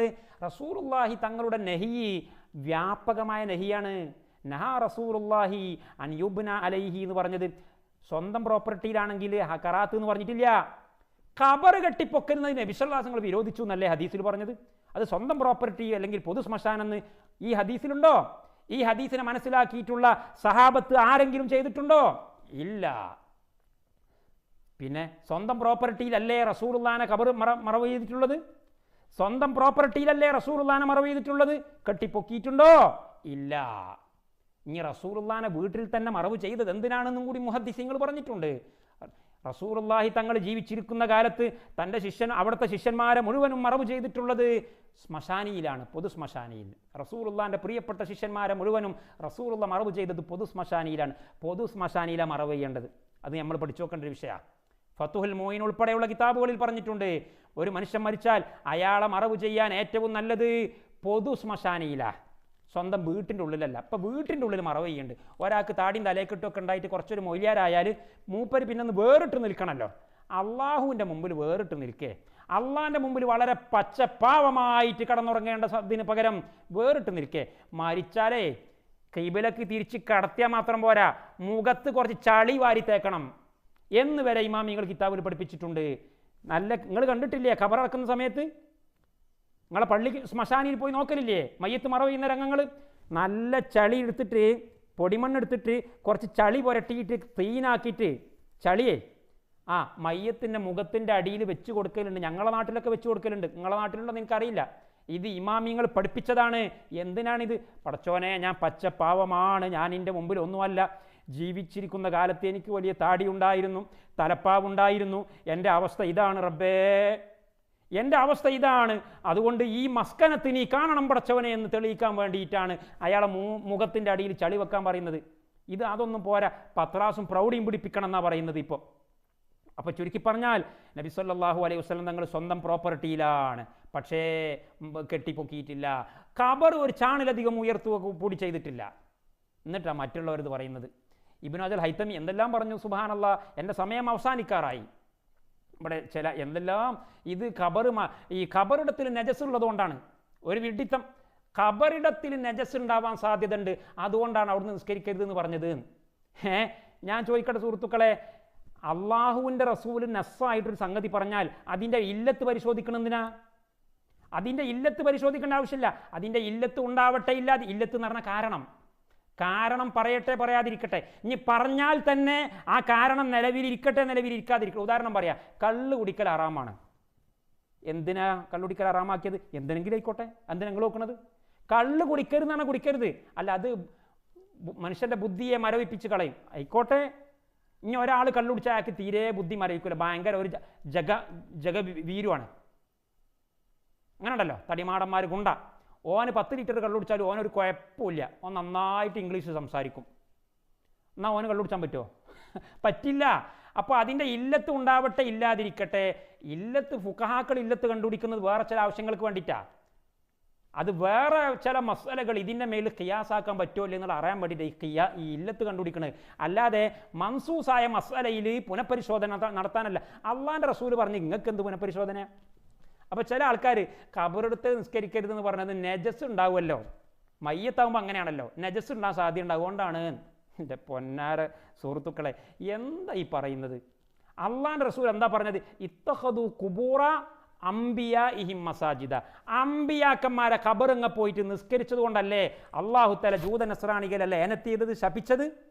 എൻ്റെ ഖബറിങ്ങൾ നിങ്ങൾ നിസ്കരിക്കരുത് എന്ന്, നിങ്ങൾ എൻ്റെ ഖബറിനെ ആരാധിക്കരുത് എന്ന് അള്ളാഹുവിൻ്റെ റസൂൽ പറഞ്ഞത്. ഞാൻ ചോദിക്കട്ടെ എൻ്റെ പ്രിയപ്പെട്ട സുഹൃത്തുക്കളെ, ഒരവശേഷം ബുദ്ധിശേഷി ബാക്കിയുള്ളവരോട് ഞാൻ ചോദിക്കുന്നു, അംബിയാക്കന്മാരെ ഖബറിടത്തിൽ നജസ് ഉണ്ടാകുമോ? നിങ്ങൾ എന്ത് അദബുകേടാണ് ഈ സംസാരിക്കുന്നത്? കുരുത്തക്കേട് വരുന്നത് സൂക്ഷിക്കണ്ടേ? ഏതെങ്കിലും ഒരു പ്രവാചകന്റെ ശരീരത്തിൽ നിന്ന് നജസ് വരുമോ അവരുടെ ഖബറിടത്തിൽ? അള്ളാഹുവിൻ്റെ റസൂലിനെ കുറിച്ച് അങ്ങനെ പറയാൻ പറ്റുമോ? ഇന്നല്ലാഹ ഹറമ അലൽ അർളി അൻ തഅകുല അജ്സാദൽ അംബിയാ. ത്വരിയായിട്ട് വഫാത്തായ ദിവസത്തിൽ എങ്ങനെയാണോ അവിടുത്തെ പുണ്യ ശരീരത്തെ ആ പുണ്യഭൂമിയിൽ വെച്ചിട്ടുള്ളത്, അതുപോലത്തെ അവസ്ഥയിൽ അവിടുന്ന് ഇന്നും ജീവിച്ചിരിപ്പുണ്ട്. എവിടെയാണ് നജസ്? ഏത് പ്രവാചകന്റെ ഖബറിടത്തിലാണ് നജസ് ഉള്ളത്? എന്നിട്ട് നജസാവെന്ന് വിചാരിച്ചിട്ടാണ്. അപ്പോൾ സാധാരണക്കാരെ ഖബറിൽ പോയിട്ട് നിസ്കരിക്കരുതെന്നാണ് പറഞ്ഞത്. കാരണം സാധാരണക്കാർ ഒക്കെ അങ്ങനെയാണല്ലോ, ഓര് ചോരയും ചലവുമായിട്ട്. സാധാരണക്കാരെ ഒന്നും മോശമാക്കി പറയണ്ട. ഇവിടെ ഒരു കാര്യമുണ്ട്, സാധാരണക്കാരെ ഖബറിൽ ആരും പോയി നിസ്കരിക്കില്ല. അത് നിങ്ങൾ ആദ്യം മനസ്സിലാക്കണം. സാധാരണക്കാരെ ഖബറിന് ആരെങ്കിലും കുബ്ബ കെട്ടാൻ പോലുണ്ടോ? സാധാരണക്കാരെ ഖബർ ജാറം കെട്ടാൻ പോലുണ്ടോ? സാധാരണക്കാരൻ്റെ ഖബറിങ്ങ് പോയിട്ട് നിസ്കരിക്കലുണ്ടോ? സുജൂദ് ചെയ്യലുണ്ടോ? ഇല്ല. അപ്പോൾ അത് പറയേണ്ട ആവശ്യമില്ല. പിന്നെ മഹത്തുക്കളുടെ ഖബറിന് ഇതൊക്കെ ചെയ്യുന്നത്, മഹത്തുക്കൾക്ക് കുഴപ്പമൊന്നുമില്ല, ചെയ്യുന്ന തമ്മാടികൾക്കാണ് കുഴപ്പം, ചെയ്യുന്ന മുശ്രിക്കീങ്ങൾക്കാണ് കുഴപ്പം. ആ ചെയ്യപ്പെടുന്ന ഖബറാളികളുണ്ടല്ലോ, അള്ളാഹുവിൻ്റെ അമ്പിയാക്കന്മാർ, അള്ളാഹുവിൻ്റെ സഹാബാക്കൾ, അള്ളാഹുവിൻ്റെ ശുഹദാക്കൾ, അവരൊക്കെ ഖബറിൽ ജീവിച്ചിരിപ്പുള്ളവരാണ്. അവരെ ശരീരമൊന്നും മണ്ണ് തിന്നൂല. അഹ്ലുസുന്നത്തിൻ്റെ വിശ്വാസം അതാണ്. എന്നിട്ട് അവിടെ പോയിട്ട് അത് മറ്റേ നജസാവുന്ന് വിചാരിച്ചിട്ടല്ല, അള്ളാൻ്റെ റസൂൽ വ്യക്തമായിട്ട് അതിൻ്റെ ഇല്ലത്ത് പറഞ്ഞിട്ടുണ്ട്. അതെന്താ? ജൂതന്മാരുടെ ആചാരമാകുന്നു അത്, മുശ്രിക്കീങ്ങളുടെ ആചാരമാകുന്നു അത്. ഞാൻ ഇല്ലത്ത് പറഞ്ഞില്ലെങ്കിൽ പോലും ഹറാം എന്നല്ലേ? മുശ്രിക്കീങ്ങളോട് തശബ്ബുഹ് ആവലാകുന്നു അത്. ഒരുപാട് ഇല്ലത്തുകൾ അതിന് ഇമാമിങ്ങൾ അതിൽ നിന്ന് ഇസ്തിംബാത്ത് ചെയ്തിട്ടുണ്ട്. ഇമാമിങ്ങൾ എന്ത് ഇജ്തിഹാദ് ചെയ്തിട്ട് അതിൻ്റെ കാരണങ്ങൾ കണ്ടുപിടിക്കും. എത്ര കാരണങ്ങളാണ് പറഞ്ഞത്? സുബ്ഹാനല്ലാഹ്. ഇമാം ഷാഫി റഹിമഹുല്ല, എൻ്റെ സമയം അവസാനിക്കുകയാണ്. ഇമാം ഷാഫി റഹിമഹുല്ല അതിന് പല ഇല്ലത്തുകളും പറഞ്ഞിട്ടുണ്ട്. ഒരു ഇല്ലത്ത് എന്താണെന്ന് അറിയുമോ? അമിതമായി ബഹുമാനിക്കൽ വരും. അക്റഹു അൻ യുഅല്ലമ മഖ്ലൂഖുൻ ബിഹൈസു യുബ്ന ബിഹൈസു യുത്തഖദ ഖബ്റുഹു മസ്ജിദാ. ഇമാം ഷാഫി റഹിമഹുല്ല കിതാബുൽ ജനായിസിൽ അവിടുത്തെ ഉമ്മിൽ 2-ാം വാള്യത്തിൽ രേഖപ്പെടുത്തുന്നു, ഒരു സൃഷ്ടിയെയും പരിധി വിട്ട് ബഹുമാനിക്കുന്നത് ഞാൻ ഇഷ്ടപ്പെടുന്നില്ല. ഞാൻ ഇഷ്ടപ്പെടുന്നില്ല എന്നാണ് സ്വന്തം അഭിപ്രായം പറയല്ലത്, അള്ളാഹുവിൻ്റെ ദീൻ പറയാണ്. അത് കൊടിയ ഹറാമാണെന്ന് പറയാണ്. അക്റഹു അൻ യുഅല്ലമ മഖ്ലൂഖ്, ഒരു സൃഷ്ടിയെയും ബഹുമാനിക്കപ്പെടുന്നത് മഖ്ലൂഖ് എന്നാണ് പറഞ്ഞത്. ഒരു സൃഷ്ടിയും, അതിൽ അമ്പിയാക്കന്മാർ മുതൽ താഴെക്കടയിലുള്ള എല്ലാവരും പെട്ടു. ഒരു സൃഷ്ടിയും ബഹുമാനിക്കപ്പെടുന്നത് ഞാൻ ഇഷ്ടപ്പെടുന്നില്ല. ഏത് പ്രകാരം? ബിഹൈസു യുബ്ന അലാ ഖബ്രിഹി മസ്ജിദ്, അല്ലെങ്കിൽ ബിഹൈസു യുത്തഖദു ഖബ്റുഹു മസ്ജിദാ. അദ്ദേഹത്തിൻ്റെ ഖബറിടത്തിൽ, ഖബറിൻ്റെ മുകളിലോ ഖബറിൻ്റെ പരിസരത്തോ ഒരു പള്ളി നിർമ്മിക്കുന്ന വിധത്തിൽ അയാളെ ബഹുമാനിച്ചു ഉയർത്തുന്നത് ഞാൻ ഇഷ്ടപ്പെടുന്നില്ല എന്ന് ഇമാമുന ശാഫിഈ റഹിമഹുല്ല പറഞ്ഞു. അത് ഉമ്മിൽ ഉദ്ധരിച്ചു. അപ്പം നിങ്ങൾ എന്തിനാ കിതാബുൽ എടുക്കുന്നത്? നിങ്ങൾക്ക് എടുക്കാൻ പറ്റുമോ എന്ന് ചോദിക്കും. ഞാൻ എടുക്കണമെന്നില്ല. പറഞ്ഞത് ഇമാം നവവി ഉദ്ധരിച്ചിട്ടുണ്ട്, എന്നാൽ പോരെ നിങ്ങൾക്ക്. ഉമ്മിൽ പറഞ്ഞത് ഇബ്നു ഹജൽ ഹൈതമി ഉദ്ധരിച്ചിട്ടുണ്ട്, എന്നാൽ പോരെ നിങ്ങൾക്ക്. അത്ര കടുത്ത വിരോധിയായിരുന്നു ഇമാം ഷാഫി റഹിമഹുല്ല. അങ്ങനത്തെ ഷാഫി ഇമാമിൻ്റെ ഖബർമേലും കുബ്ബ കെട്ടിയിട്ടുണ്ട്, അത് വേറെ കാര്യം. എന്നാൾ ഒരാൾ ചോദിക്കുകയാണെന്ത്, ഷാഫി ഇമാം റളിയല്ലാഹു അൻഹുവിൻ്റെ ഖബറിൻ്റെ മുകളിൽ വലിയ കുബ്ബയുണ്ട്, ആ വലിയ കുബ്ബ സിയാറത്ത് ചെയ്തു വന്നതിൻ്റെ ശേഷം ഇമാം നവവി ആ കുബ്ബയെ പ്രശംസിച്ചുകൊണ്ട് മജ്മൂഇൽ കുറേ പ്രശംസിച്ചിട്ടുണ്ട്. ഒരു അന്തും കുന്തും ഇല്ലാത്ത ഒരു മൊയ്ലിയാർ. ഞാൻ ഉടനെ തന്നെ അയാളെ വിളിച്ചിട്ട് പറഞ്ഞ്, എന്തൊരു വിഡ്ഢിത്തരാണ് ഇതൊക്കെ പറയുന്നത്? ആരെങ്കിലും എന്തെങ്കിലുമൊക്കെ പഠിപ്പിച്ചു എന്ന് കരുതിയിട്ട് അത് പബ്ലിക്കിൽ പറയാൻ പാടുണ്ടോ? ഏതെങ്കിലും ചീട്ട് നോക്കിയിട്ട് പ്രസംഗിക്കുകയാണെങ്കിൽ ഇമാം നവവിൻ്റെ കിതാബുൽ മജ്മൂ നമ്മളെ മൊയ്ലാരുട്ടിയൊക്കെ കിട്ടുന്ന കിതാബല്ലേ, ഡൗൺലോഡ് ചെയ്യാൻ കിട്ടൂലേ? നമ്മൾ എപ്പോഴും ഉപയോഗിക്കുന്ന മൊബൈൽ സെറ്റിൽ കിട്ടൂലേ? എവിടെയാണ് അതിൽ കുബ്ബ എന്ന പേര് പറഞ്ഞിട്ടുണ്ടോ? വലിയ കുബ്ബാൻ, വലിയത് അവിടെ ഇരിക്കട്ടെ, ഒരു ചെറിയ കുബ്ബ എന്നുള്ള പേരെങ്കിലും അതിൽ പറഞ്ഞിട്ടുണ്ടോ? ഇമാം നവവി ഞാൻ അവിടെ പോയി സിയാറത്ത് ചെയ്തു എന്നതിൽ പറഞ്ഞിട്ടുണ്ടോ? ഞാൻ അവിടെ പോയി സിയാറത്ത് ചെയ്ത് വലിയ കുബ്ബ കണ്ട് ആ പറഞ്ഞതൊന്നും ഇമാം നവവി പറഞ്ഞിട്ടില്ല. പിന്നെന്താ പറഞ്ഞത്? ഷാഫി ഇമാമിൻ്റെ ഖബറിന് വലിയ ജലാലത്തുള്ള ഖബറാണ്. ഉറപ്പന്നല്ലേ? ആർക്കാ സംശയപ്പയിൽ? ഷാഫി ഇമാമിൻ്റെ ഖബർ എന്നല്ല, അഹ്ലുസുന്നത്തിൻ്റെ ഇമാമീങ്ങളുടെ മുഴുവനും ഖബറുകൾ വലിയ ജലാലത്തുള്ള ഖബറാണ്. ഷാഫി ഇമാമിന് പ്രത്യേകം ജലാലത്തുണ്ട്, കാരണം നമ്മളെ ഇമാമ അതന്നെ ആലിമു ഖുറൈശിൻ യംലഉ തിബാഖൽ അർളി ഇൽമാ. ആ ഇമാമിൻ്റെ ഖബറും ഒരു ജലാലത്തില്ലാതിരിക്കോ? അവിടെ അള്ളാഹുവിൻ്റെ അനുഗ്രഹ വർഷം ഇറങ്ങുന്ന സ്ഥലമല്ലേ? എന്നിട്ട് അതിന്ന് ഇങ്ങോട്ട് ഇസ്തിംബാത്ത് ചെയ്യുക. എന്ത്? അതിന് വലിയ കുബ്ബുണ്ട്, ഞാനത് പോയി കണ്ട് അതിനെ പ്രശംസിച്ചു. ഈ ഇമാം നവവി എത്ര കടുപ്പത്തിലാണ് പറഞ്ഞത്? പൊളിച്ചു കളയണം, ഖറാഫയിലെ ഖബറുകൾ പൊളിച്ചു കളയണം. ഇമാം ഷാഫി റഹിമഹുല്ലാഹ് പറഞ്ഞു, റഅയ്തു ബിമക്കത ഉലാതൻ യഹ്ദിമൂന മാ ബുനിയ ഫീഹാ വമാ റഅയ്തുൽ ഫുഖഹാ യഈബൂന ദാലിക. ഉമ്മിൽ പറഞ്ഞാണ്, ഞാൻ ഉമ്മെന്നല്ല ഉദ്ധരിക്കുന്നത്, ഞാൻ ഉദ്ധരിക്കുന്ന ഇമാം നവവിനെ തൊട്ടാണ്. പക്ഷെ ഉമ്മിൽ ഇതുണ്ട്. എന്താണ് പറഞ്ഞത്? മക്ക മുക്കറമയിലെ ഭരണാധികാരികൾ എന്ന് പറയുമ്പോൾ ചിലപ്പം നല്ലതും തെറ്റും ചെയ്യും. അവിടെ നിൽക്കി തിരക്കൂട്ടല്ലേ. ഭരണാധികാരികൾ മക്കയിൽ കെട്ടിപ്പൊക്കിയിട്ടുള്ള ഖബറുകൾ തച്ചുടക്കുന്നത് ഞാൻ കണ്ടു. ഷാഫി ഇമാമിന് അറിയാം, ഇത് വായിക്കുന്ന മുത്താലിമീങ്ങൾക്ക് സംശയം ഉണ്ടാവും. ആ സംശയം തീർത്തു കൊടുക്കുന്നു. വമാ റഅയ്തുൽ ഫുഖഹാ യഈബൂന ദാലിക. ആ ഭരണാധികാരികൾ ചെയ്തത് ദീനിൽ തെളിവല്ലല്ലോ എന്ന് പറയണ്ട, ഞാൻ പറഞ്ഞു തരാം. ഒരൊറ്റ പണ്ഡിതനും അവരെ വിമർശിക്കുന്നത് ഞാൻ കണ്ടിട്ടില്ല. കണ്ടകൾ? അപ്പോൾ ഹിജ്റ 204 വഫാത്തായ ഇമാം ഷാഫി മക്കയിൽ വെച്ചുകൊണ്ട് കണ്ടത് പറയാ. മക്കയിൽ എന്നാണ് ഉണ്ടായത് ഇമാം ഷാഫി? ഇമാം ഷാഫി മക്ക വിട്ട് ഇറാഖിൽ പോയി, ഇറാഖ് വിട്ട് പിന്നെ മിസ്റിൽ വന്നു. അപ്പോൾ മക്കത്ത് ഇമാം ഷാഫി ഉണ്ടായത് ഹിജ്റ 204 10 കൊല്ലങ്ങൾക്ക് മുന്നെയാണ്. ആ കാലഘട്ടത്തിൽ ഞാനിത് കണ്ടു. അപ്പോൾ ആരെ ഖബറായിരിക്കും അത്? മക്ക മുക്കറമയിൽ കെട്ടിപ്പൊക്കിയ ഖബർ എന്ന് പറഞ്ഞാൽ ആരെ ഖബറായിരിക്കും? ആരാണത് കെട്ടിപ്പൊക്കിയത്? അപ്പം നിങ്ങൾക്ക് മനസ്സിലായില്ലേ? സഹാബത്ത് വഫാത്തായി പോയതിൻ്റെ ശേഷം തന്നെ ഈ ഫിത്ന സമൂഹത്തിൽ തലപൊക്കിയിട്ടുണ്ട്. താബിഈങ്ങളെ കൂട്ടത്തിൽപ്പെട്ട താബിഈങ്ങൾ നമുക്ക് പറയാൻ പറ്റൂല. താബിഈങ്ങൾ എന്ന് പറഞ്ഞാൽ സഹാബത്ത് എന്ന് പറയുമ്പോഴല്ല. സഹാബത്ത് എന്ന് പറഞ്ഞാൽ എല്ലാവരും മഹാന്മാരാണ്. അഹ്ലുസുന്നത്തിനെതിരിൽ ഒരു സഹാബിയും ഒന്നും പറയില്ല. പക്ഷെ താബിഈങ്ങളാവുമ്പോൾ അങ്ങനല്ല. താബിഈങ്ങളെ കൂട്ടത്തിൽ സിഖത്ത് ഉണ്ട്, സിഖത്തല്ലാത്തവരുണ്ട്. അത് മുതല്ലിമീങ്ങൾക്ക് അറിയാമല്ലോ. അപ്പോൾ താബിഈങ്ങളുടെ കൂട്ടത്തിൽ തുടരപ്പെടാൻ പറ്റിയവരുമുണ്ട്, പറ്റാത്തവരുമുണ്ട്. ബിദ്അത്ത് പറഞ്ഞവരുമുണ്ട്, പറയാത്തവരുമുണ്ട്. അപ്പം ബിദ്അത്ത് ചെയ്തു പോയ ആളുകളാണ്, അവർ കെട്ടിപ്പൊക്കിയതാണ്. അവർ ചിലപ്പോൾ സഹാബത്തിൻ്റെ ഖബറും കെട്ടിപ്പൊക്കിയിട്ടുണ്ടാകും. അത് തല്ലിപ്പൊളിക്കുന്നത് ഞാൻ കണ്ടു. ഒരു പണ്ഡിതനും അതിനെ വിമർശിച്ചിട്ടില്ല.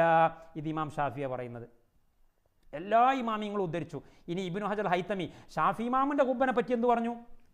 ഇമാം ഷാഫി റഹിമഹുല്ലയുടെ കുബ്ബയെക്കുറിച്ച്, മഹാനായ ഇമാം ഷാഫി റഹിമഹുല്ലയുടെ കുബ്ബയെക്കുറിച്ച് 8-ാം നൂറ്റാണ്ടിലെ പണ്ഡിതന്മാർ, ഹിജറ 8-ാം നൂറ്റാണ്ടിലെ പണ്ഡിതന്മാർ, അതിൻ്റെ മുന്നേയുള്ള പണ്ഡിതന്മാരും അവരെക്കുറിച്ച് എന്താ പറഞ്ഞതെന്നറിയോ? ജമാഅത്തുൻ എന്താ പറഞ്ഞു, ഓർമ്മയെന്ന് വിട്ടുപോയി. വലിയ ഷാഫി ഈ പണ്ഡിതന്മാരുടെ കൂട്ടത്തിൽ വലിയ തലയെടുപ്പുള്ള പണ്ഡിതന്മാരെന്നാണ് പറഞ്ഞത് ഇബ്നു ഹജർ ഹൈതമി. കേവലം ഷാഫി പണ്ഡിതന്മാരെന്നല്ല പറഞ്ഞത്. ഷാഫി ഈ മദ്ഹബിലെ വലിയ തലയെടുപ്പുള്ള പണ്ഡിതന്മാരുടെ ഒരു സമൂഹം തന്നെ ആ ഖറാഫയിലെ കുബ്ബകൾ മുഴുവനും പൊളിച്ചു കളയണം എന്ന് ഫത്വ കൊടുത്തു. ആ കൂട്ടത്തിൽ ആരെ കുബ്ബയുണ്ട്? ഖറാഫയിലാണ് ഇമാം ഷാഫിയുടെ കുബ്ബയുള്ളത്. ഖറാഫയിലാണ് മഹാനായ ഇമാം ഷാഫി റളിയല്ലാഹു അൻഹുവിൻ്റെ ഖബറിൻ്റെ മുകളിൽ ഭരണാധികാരികൾ ധിക്കാരപൂർവ്വം കുബ്ബ കെട്ടിയിട്ടുള്ളത്. അത് അത് ഉൾപ്പെടെ പൊളിച്ചു കളയണമെന്ന് അവർ ഫത്വ കൊടുത്തു എന്ന് എവിടെ ഉദ്ധരിക്കുന്നത്? ഇബ്നു ഹജർ ഹൈതമി തുഹ്ഫയിൽ ഉദ്ധരിക്കുന്നു. ആരെങ്കിലും വിമർശിച്ചോ? ഏതെങ്കിലും ഒരു കുട്ടി വിമർശിച്ചോ? തുഹ്ഫ ഇവിടെ എഴുതപ്പെട്ടിട്ട് 500ഓളം കൊല്ലായില്ലേ? അത് കണ്ടുപോയ നിരവധി പണ്ഡിതന്മാർ. ആലൂസി അദ്ദേഹത്തിൻ്റെ റൂഹുൽ മആനിയിൽ അത് ഉദ്ധരിച്ചു. മഹാനായ ഇബ്നു ആബിദീൻ, ഹനഫി മദ്ഹബിലെ അവസാനത്തെ മുഹഖിഖ് എന്ന് പറയപ്പെടുന്ന ഇബ്നു ആബിദീൻ തൻ്റെ റദ്ദുൽ മുഖ്താറിൽ അത് ഉദ്ധരിച്ചു. നിരവധി പണ്ഡിതന്മാർ ഉദ്ധരിച്ചു. പക്ഷെ അവിടെ വിമർശിച്ചോ എന്ന് ചോദിച്ചു കൊടുത്ത് ചിലപ്പോൾ ചില ആൾക്കാർ ഇഷ്കാലാക്കും. ആ വിമർശിച്ചിട്ടുണ്ടല്ലോ, ഇബ്നു ഹജർ ഹൈതമി പറഞ്ഞതിനെ ഇവിടെ ഇബ്നു ഖാസിമി വിമർശിച്ചിട്ടുണ്ടല്ലോ. ഞാൻ ചോദിക്കട്ടെ, എന്തിനാ വിമർശിച്ചത്? എങ്ങനെയാണ് വിമർശിച്ചത്? ഞാൻ പറഞ്ഞുതരാം. അത് ഖറാഫയിലെ എല്ലാ കുബ്ബയും പൊളിക്കണം, അതിൽ കുഴപ്പമൊന്നുമില്ല, അത് ഓക്കെയാണ്. അതേസമയം ഷാഫി ഇമാമിൻ്റെ കുബ്ബ പൊളിക്കണം എന്ന് പറഞ്ഞതിനെ വിമർശിച്ചു. അത് ഇബ്നു ഖാസിമി വിമർശിച്ചിട്ടുണ്ട്. പക്ഷേ എന്തിനാ വിമർശിച്ച്? അത് ഷാഫി ഇമാമായതുകൊണ്ടാണ്. വലിയ ഇമാമാണ്, അപ്പോൾ വലിയ കുബ്ബ വേണം, അതവിടെ നിന്നോട്ടെ. അങ്ങനെയല്ല. പിന്നെ എങ്ങനെയാ? അത് ആ കുബ്ബ ഖറാഫയിൽ ആണെങ്കിലും അത് പ്രൈവറ്റ് പ്രോപ്പർട്ടിയിലാണ്. കാന ദാറ ബിനി അബ്ദുൽ ഹക്കം, ഇബ്നു അബ്ദുൽ ഹക്കം എന്ന് പറയുന്ന ഷാഫി ഇമാം റളിയല്ലാഹു അൻഹുവിൻ്റെ ഒരു സഹോദരൻ, ഒരു സുഹൃത്തിൻ്റെ വീട്ടിലാണ് അത്. അപ്പോൾ പ്രൈവറ്റ് പ്രോപ്പർട്ടിയാണ്. കണ്ടോ, പ്രൈവറ്റ് പ്രോപ്പർട്ടി ആയതുകൊണ്ട് അത് പൊളിക്കണ്ടെന്നാണ് പറഞ്ഞത്. അത് പ്രൈവറ്റ് പ്രോപ്പർട്ടി ആണോ അല്ലേ എന്നുള്ളത് നമുക്ക് വേറെ പരിശോധിക്കാം. ഏതായാലും എൻ്റെ വിഷയം ഇപ്പം അതൊന്നുമല്ല, അത് വിശദമായിട്ട് വേറെ പറയേണ്ടതാണ്. അപ്പോൾ ഷാഫി ഇമാമിൻ്റെ ഖബറുങ്ങളില്ലേ, മറ്റോരെ ഖബറുങ്ങളില്ലേ? ഇമാം നവവി കണ്ടിട്ടില്ലേ? ഇമാം നവവി റഹിമഹുല്ല വഫാത്തായതിൻ്റെ ശേഷം അവിടുത്തെ കുടുംബക്കാർ അവർക്ക് വേണ്ടിയിട്ട് ഒരു കുബ്ബ കെട്ടാൻ തീരുമാനിച്ചു. ഇമാം നവവിക്ക് അങ്ങനെയാണല്ലോ, വേഗം കുബ്ബ കെട്ടൽ കഴിയും. ഇമാം നവവിൻ്റെ ഖബറിന്മേൽ ഒരു കുബ്ബല്ല ഞാൻ മോശമല്ലേ? കാരണം വലിയ പണ്ഡിതനല്ലേ, ഒരു കുബ്ബ വേണം. അങ്ങനെ അവർ കെട്ടാൻ തീരുമാനിച്ച വിവരം ഇമാം നവവിക്ക് അല്ലാഹു തആല അറിയിച്ചു കൊടുത്തു. ഇമാം നവവി സ്വപ്നത്തിൽ അവർക്ക് വന്നു. അവരിൽപ്പെട്ട ഒരാൾ സ്വപ്നത്തിൽ കണ്ടു, എൻ്റെ കുടുംബക്കാരെ, എൻ്റെ ഖബറിൻ്റെ മുകളിൽ കളിക്കണ്ട, എൻ്റെ ഖബറിൻ്റെ മുകളിൽ കളിക്കണ്ട, എൻ്റെ ഖബറിൻ്റെ മുകളിലെങ്ങാണ് നിങ്ങൾ കുബ്ബ കെട്ടിയാൽ നിങ്ങൾ കെട്ടണതിൻ്റെ മുന്നേ അത് പൊളിഞ്ഞു ചാടും. അങ്ങനെ തന്നെ ഇമാം നവവി സ്വപ്നത്തിൽ വന്നു പറഞ്ഞു, എൻ്റെ ഖബറിൻ്റെ മുകളിൽ കുബ്ബ കെട്ടിയാൽ അത് കുല്ലമാ യുബ്ന യുഹ്ദമു, നിങ്ങൾ കെട്ടുന്തോറും അത് പൊളിഞ്ഞു പോകും. അവർക്ക് പേടിയായി, അവരെ പണി തന്നെ നിർത്തി, കുബ്ബ കെട്ടണ്ട. അതുകൊണ്ട് തന്നെ ഇമാം നവവിൻ്റെ ഖബറിൻ്റെ മുകളിൽ കുബ്ബയില്ല. ഞാൻ ആ ഖബർ സിയാറത്ത് ചെയ്തിട്ടുണ്ട്, അറിയാം നിങ്ങൾ. ഇരിക്കട്ടെ. അപ്പം അങ്ങനെ നീണ്ട വിഷയമാണ്. ഈ വിഷയത്തിൽ എന്തെല്ലാം പറയാനുണ്ട്, ഒരു 100 കൂട്ടം വിഷയങ്ങൾ പറയാനുണ്ട്. അപ്പോൾ അതുകൊണ്ട് നീട്ടി പറയുന്നില്ല. ഇതുമായിട്ട് ബന്ധപ്പെട്ട എന്ത് സംശയങ്ങളും ഇൻഷാ അല്ലാഹ്, പല സംശയങ്ങളും പലർക്കും ഉണ്ടാകും. ആ സംശയങ്ങൾ നിങ്ങൾക്ക് എഴുതി ചോദിക്കാം, വോയിസിലൂടെ ചോദിക്കാം. രണ്ടാമത് ഒരു എപ്പിസോഡ് ഇതിന് വേണ്ടിയിട്ട് മാത്രം ഇറക്കേണ്ടി വരികയാണെങ്കിൽ നമുക്കത് ഇറക്കുകയും ചെയ്യാം. യാതൊരു വിരോധവുമില്ല. ഇത് എനിക്ക് നിങ്ങളോട് ഇത്ര പറയാനുള്ളൂ. ഞാൻ പറഞ്ഞതെല്ലാം കൂടി നിങ്ങൾ കേൾക്കണം എന്ന് എനിക്ക് യാതൊരു നിലപാടുമില്ല. ദയവ് ചെയ്തിട്ട് നിങ്ങൾ പഠിക്കാൻ തയ്യാറാവണം, അത്ര മാത്രമേ പറയാനുള്ളൂ. ദയവ് ചെയ്തിട്ട് ഞാൻ നിങ്ങൾക്ക് എന്ത് സഹായം വേണമെങ്കിലും ചെയ്യും. ഈ വിഷയത്തിൽ മാത്രം ഞാൻ ഗ്രന്ഥരചന നടത്തിയിട്ടുണ്ട്. മുഴുവൻ അഹ്ലുസുന്നയുടെ ഇമാമിയങ്ങളായിട്ട് അറിയപ്പെട്ടിട്ടുള്ള ഇമാമിയങ്ങളുടെ ഇതുമായിട്ട് ബന്ധപ്പെട്ട പരമാവധി ഉദ്ധരണികൾ കളക്ട് ചെയ്തിട്ടുണ്ട്. 4 മദ്ഹബും. ഇപ്പം ഞാനിവിടെ പറഞ്ഞത് ഷാഫി മദ്ഹബ് മാത്രമാണ്. ഇപ്പോൾ ചില ആൾക്കാർക്ക് സംശയം ഉണ്ടാവും, മറ്റേ മദ്ഹബിലൊക്കെ എന്തെങ്കിലും വകുപ്പുണ്ടാവില്ലേ? ഒരു വകുപ്പില്ല. മറ്റേ മദ്ഹബിൽ കണ്ട് കടക്കാതിരിക്കുക നല്ലത്. നിസ്കരിച്ചാൽ നിസ്കാരം ശരിയാവില്ല എന്ന് വരെ പറഞ്ഞിട്ടുണ്ട്. നിസ്കാരം ഹറാം. നമ്മളെ മദ്ഹബിൽ നിസ്കരിച്ചാൽ നിസ്കാരമൊക്കെ ശരിയാവും. ഖബറിങ്ങ പോയിട്ട് ജാറത്തിൻ്റെ ഉള്ളിൽ പോയിട്ട് നിസ്കരിച്ചാൽ നിസ്കാരം ശരിയാവില്ല എന്നൊന്നും ഷാഫി ഇമാം പറഞ്ഞിട്ടില്ല. അഹമ്മദ് ബിൻ ഹംബൽ തങ്ങളെ മദ്ഹബിലേക്ക് പോയാൽ ആ നിസ്കാരം തന്നെ തോട്ടിലാണ്, മടക്കി നിസ്കരിച്ചു കൊള്ളണം. മാലിക് ഇമാം റഹിമഹുള്ളയുടെ മദ്ഹബിൻ്റെ ഉള്ളിലേക്ക് വന്നാൽ മാലിക്കി പണ്ഡിതൻ, ഇന്ന് ഞാൻ എൻ്റെ സോഷ്യൽ മീഡിയയിൽ കൊടുത്തിട്ടുണ്ട്, മാ അലിംതു മാലിക്കിയൻ അബാഹൽ ബിനാഹ അലൽ ഖുബൂർ. ഖബറിൻ്റെ മുകളിലോ ഖബറിൻ്റെ പരിസരത്തോ പരിസരത്ത് എന്ന് പറഞ്ഞാൽ ഖബറുമായിട്ട് ബന്ധപ്പെട്ടിട്ട് കെട്ടിടമുണ്ടാക്കൽ അനുവദനീയമാണ് എന്ന് പറഞ്ഞ് ഒരൊറ്റ മാലിക്കി പണ്ഡിതനെയും ഞാൻ കണ്ടിട്ടില്ല എന്ന് പറയുന്നത് ഹിജ്റ 954 വഫാത്തായ ഹത്താബ് എന്ന് പറയുന്ന മവാഹിബുൽ ജലീൽ എന്ന് പറയുന്ന കിതാബിൻ്റെ ഗ്രന്ഥകർത്താവാണ്. മാലിക്കി മദ്ഹബിൽ ഫത്വക്ക് ഉപയോഗിക്കുന്ന കിതാബാണ്. എന്നിട്ട് നിർത്തിയിട്ടില്ല. ശേഷം മഹാനവറുകൾ പറയുന്നു, ഈ വിഷയത്തിൽ പണ്ഡിതനെന്നോ പാമരനെന്നോ തങ്ങളെന്നോ സാധാരണക്കാരനെന്നോ നബിയെന്നോ വലിയെന്നോ യാതൊരു വ്യത്യാസവുമില്ല. എന്നിട്ട് എവിടുന്ന് അത് കയറി വരുന്നത്? എവിടുന്ന ഇത് കയറി വരുന്നത്? ഈ വ്യത്യാസം, ഈ ഫർക്ക് എവിടുന്ന് കയറി വന്നതാ? അമ്പിയാക്കന്മാരെ ഖബർ കെട്ടിപ്പൊക്കിയാലേ ബഹുമാനിക്കലാകുന്നു. ഞാൻ പറയട്ടെ സുഹൃത്തുക്കളെ, ഞാൻ അവസാനിപ്പിക്കുകയാണ്, സമയം വൈകി. അമ്പിയാക്കന്മാരെ ഖബർ കെട്ടിപ്പൊക്കിയാൽ, അമ്പിയാക്കന്മാരെ എന്ന് പറയുമ്പോൾ അതും കൂടി പറയാതിരിക്കാൻ വയ്യ, അമ്പിയാക്കന്മാരെ എന്ന് പല കിതാബുകളിലും കാണാം, ഖുബൂറുൽ അംബിയായിൻ. നമ്മളവിടെ മനസ്സിലാക്കേണ്ടത്, ലോകത്ത് നമ്മുടെ നബി മുഹമ്മദ് റസൂലുള്ളാഹി സ്വല്ലല്ലാഹു അലൈഹി വസല്ലം തങ്ങളല്ലാതെ ഒരു നബിയുടെയും ഖബർ വ്യക്തമായി അറിയപ്പെട്ടിട്ടില്ല. ഖബറില്ല എന്നല്ല ഈ പറഞ്ഞ്, ഖബറുണ്ടാവും. മരണപ്പെട്ടു പോയ എല്ലാ അമ്പിയാക്കന്മാർക്കും ഖബറുണ്ടാകും. അതേസമയത്ത് ഈ ഖബർ ഇന്ന നബിയുടെ ഖബറാണ് എന്ന് തീർച്ചപ്പെടുത്തി പറയാൻ പറ്റിയ ഒരൊറ്റ ഖബർ ഭൂമുഖത്തുണ്ടെങ്കിൽ അത് അഷ്റഫുൽ ഖൽഖായ നബി മുഹമ്മദ് റസൂലുള്ളാഹി സ്വല്ലല്ലാഹു അലൈഹി വസല്ലം ഖബർ മാത്രമേ ഉള്ളൂ. അതാരാ പറഞ്ഞതെന്നുള്ളതൊക്കെ വ്യക്തമായിട്ട് സൂര്യപ്രകാശം പോലത്തെ തെളിവ് കൊണ്ട് ഞാൻ ഇൻഷാ അല്ലാഹ് സമർത്ഥിക്കും. ഇപ്പം ഞാൻ മുട്ടുശാന്തിക്ക് വേണ്ടി പറയാം, മുഹമ്മദ് അലവി അൽ മാലിക്കി റഹിമഹുല്ല എൻ്റെ ഗുരുനാഥനാണ്. ഒരുപാട് ഗ്രന്ഥങ്ങൾ എഴുതിയ ആളാണ്, നമുക്ക് വേണ്ടപ്പെട്ടയാളാണ്.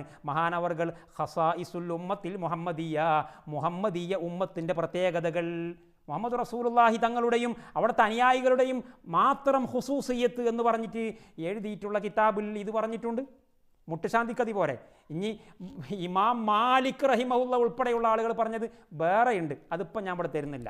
അപ്പോൾ ഒരൊറ്റ നബിയുടെയും ഖബർ ഈ ലോകത്ത് അറിയപ്പെട്ടിട്ടില്ല. അപ്പോൾ ചില ആൾക്കാർക്ക് ചോദിക്കും, ഇബ്രാഹിം നബിൻ്റെ ഖബറൊക്കെ നിങ്ങൾ അങ്ങനെ പറഞ്ഞാലോ? ഇബ്രാഹിം നബിൻ്റെ ഖബർ ഫലസ്തീനിൽ ബൈത്തുൽ മഖ്ദിസിൻ്റെ അടുത്താന്നുള്ളതൊക്കെ ഉറപ്പല്ലേ? ആ ഉറപ്പാണ്. പക്ഷേ അത് ഇന്ന സ്ഥലത്താണ് എന്ന് ഐഡൻറ്റിഫൈ ചെയ്യാൻ കൃത്യമായി പറയാൻ പറ്റില്ല. അത് ആ പ്രദേശത്താണ്. നമ്മളെ കൊണ്ടോട്ടിയാണെന്ന് പറയാം. കൊണ്ടോട്ടിയാണെന്ന് പറഞ്ഞാൽ കൊണ്ടോട്ടി അവിടെ തുറക്കലാണോ, അതല്ല മേലങ്ങാടിയാണോ, അതല്ല കരിപ്പൂരാണോ, അങ്ങനെ പറയാൻ പറ്റില്ല. ഇങ്ങനെ കൃത്യമായിട്ട് ഇമാമിങ്ങൾ പറഞ്ഞു വെച്ചിട്ടുണ്ട്. അപ്പോൾ അതുകൊണ്ട് അമ്പിയാക്കന്മാരെ ഖബർ എന്നൊക്കെ പറയും. ഇപ്പം ഞാൻ അവസാനിപ്പിക്കാം. ഞാനത് പറഞ്ഞെന്തിനെന്ന് വെച്ചാൽ, ഇത് അമ്പിയാക്കന്മാരെയും ഔലിയാക്കന്മാരെയും ഒക്കെ പിന്നെ അവരെ ബഹുമാനിക്കുന്നതിന് വിരുദ്ധമല്ല, അവരെ ബഹുമാനിക്കണ്ടേ. സത്യത്തിൽ പ്രിയപ്പെട്ട സഹോദരന്മാരെ, അവരെ നിസ്സാരപ്പെടുത്തലും അവരെ നിന്ദിക്കലും അവരുടെ കോപ്പവും അവരുടെ അദബുകേടും സമ്പാദിക്കലുമാണ് ഇത്. കാരണം എന്താണെന്നറിയോ? കാരണം അമ്പിയാക്കന്മാരുടെ എന്നല്ല, ഒരു സാധാരണക്കാരനായ ഒരു മുസ്ലിമിൻ്റെ ഒരു ഖബറിൻ്റെ മുകളിൽ ഇരുന്നാൽ, സാധാരണക്കാരനായ ഒരു മുസ്ലിമിൻ്റെ ഖബറിൻ്റെ മുകളിൽ ഇരുന്നാൽ അത് ആ മയ്യത്തിനെ ബുദ്ധിമുട്ടാക്കല. ഇതെവിടെ പറഞ്ഞു? ഇമാമിങ്ങൾ പറഞ്ഞല്ല, അള്ളാഹുവിൻ്റെ റസൂൽ പറഞ്ഞു. അതുകൊണ്ടാണ് ഇരിക്കരുത് എന്ന് പറഞ്ഞ ഖബറിൻ്റെ മുകളിൽ. ലാ തജ്ലിസു അലൽ ഖബരി വലാ തുസല്ലു ഇലൈ. ഇമാം മുസ്ലിം രേഖപ്പെടുത്തിയ ഹദീസല്ലേ. അതിൻ്റെ കാരണം ഇമാമിങ്ങൾ രേഖപ്പെടുത്തി.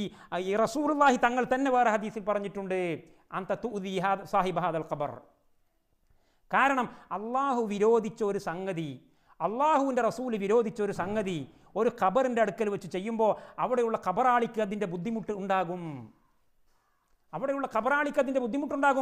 വലിയ ബുദ്ധിമുട്ട് അത് ഇതാണ്. അതുകൊണ്ട് തന്നെ കെട്ടിപ്പൊക്കുക എന്നുള്ള അള്ളാഹിൻ്റെ റസൂൽ വിരോധിച്ചതാണ് നിരുപാധികം. എത്ര ഇമാമിങ്ങളത് പറഞ്ഞത്. ഷാഫി മദ്ഹബിൽ അതിന് ചില നിബന്ധനകളൊക്കെ വെച്ചിട്ടുണ്ട്, ഞാനതിനെ നിഷേധിക്കുന്നില്ല.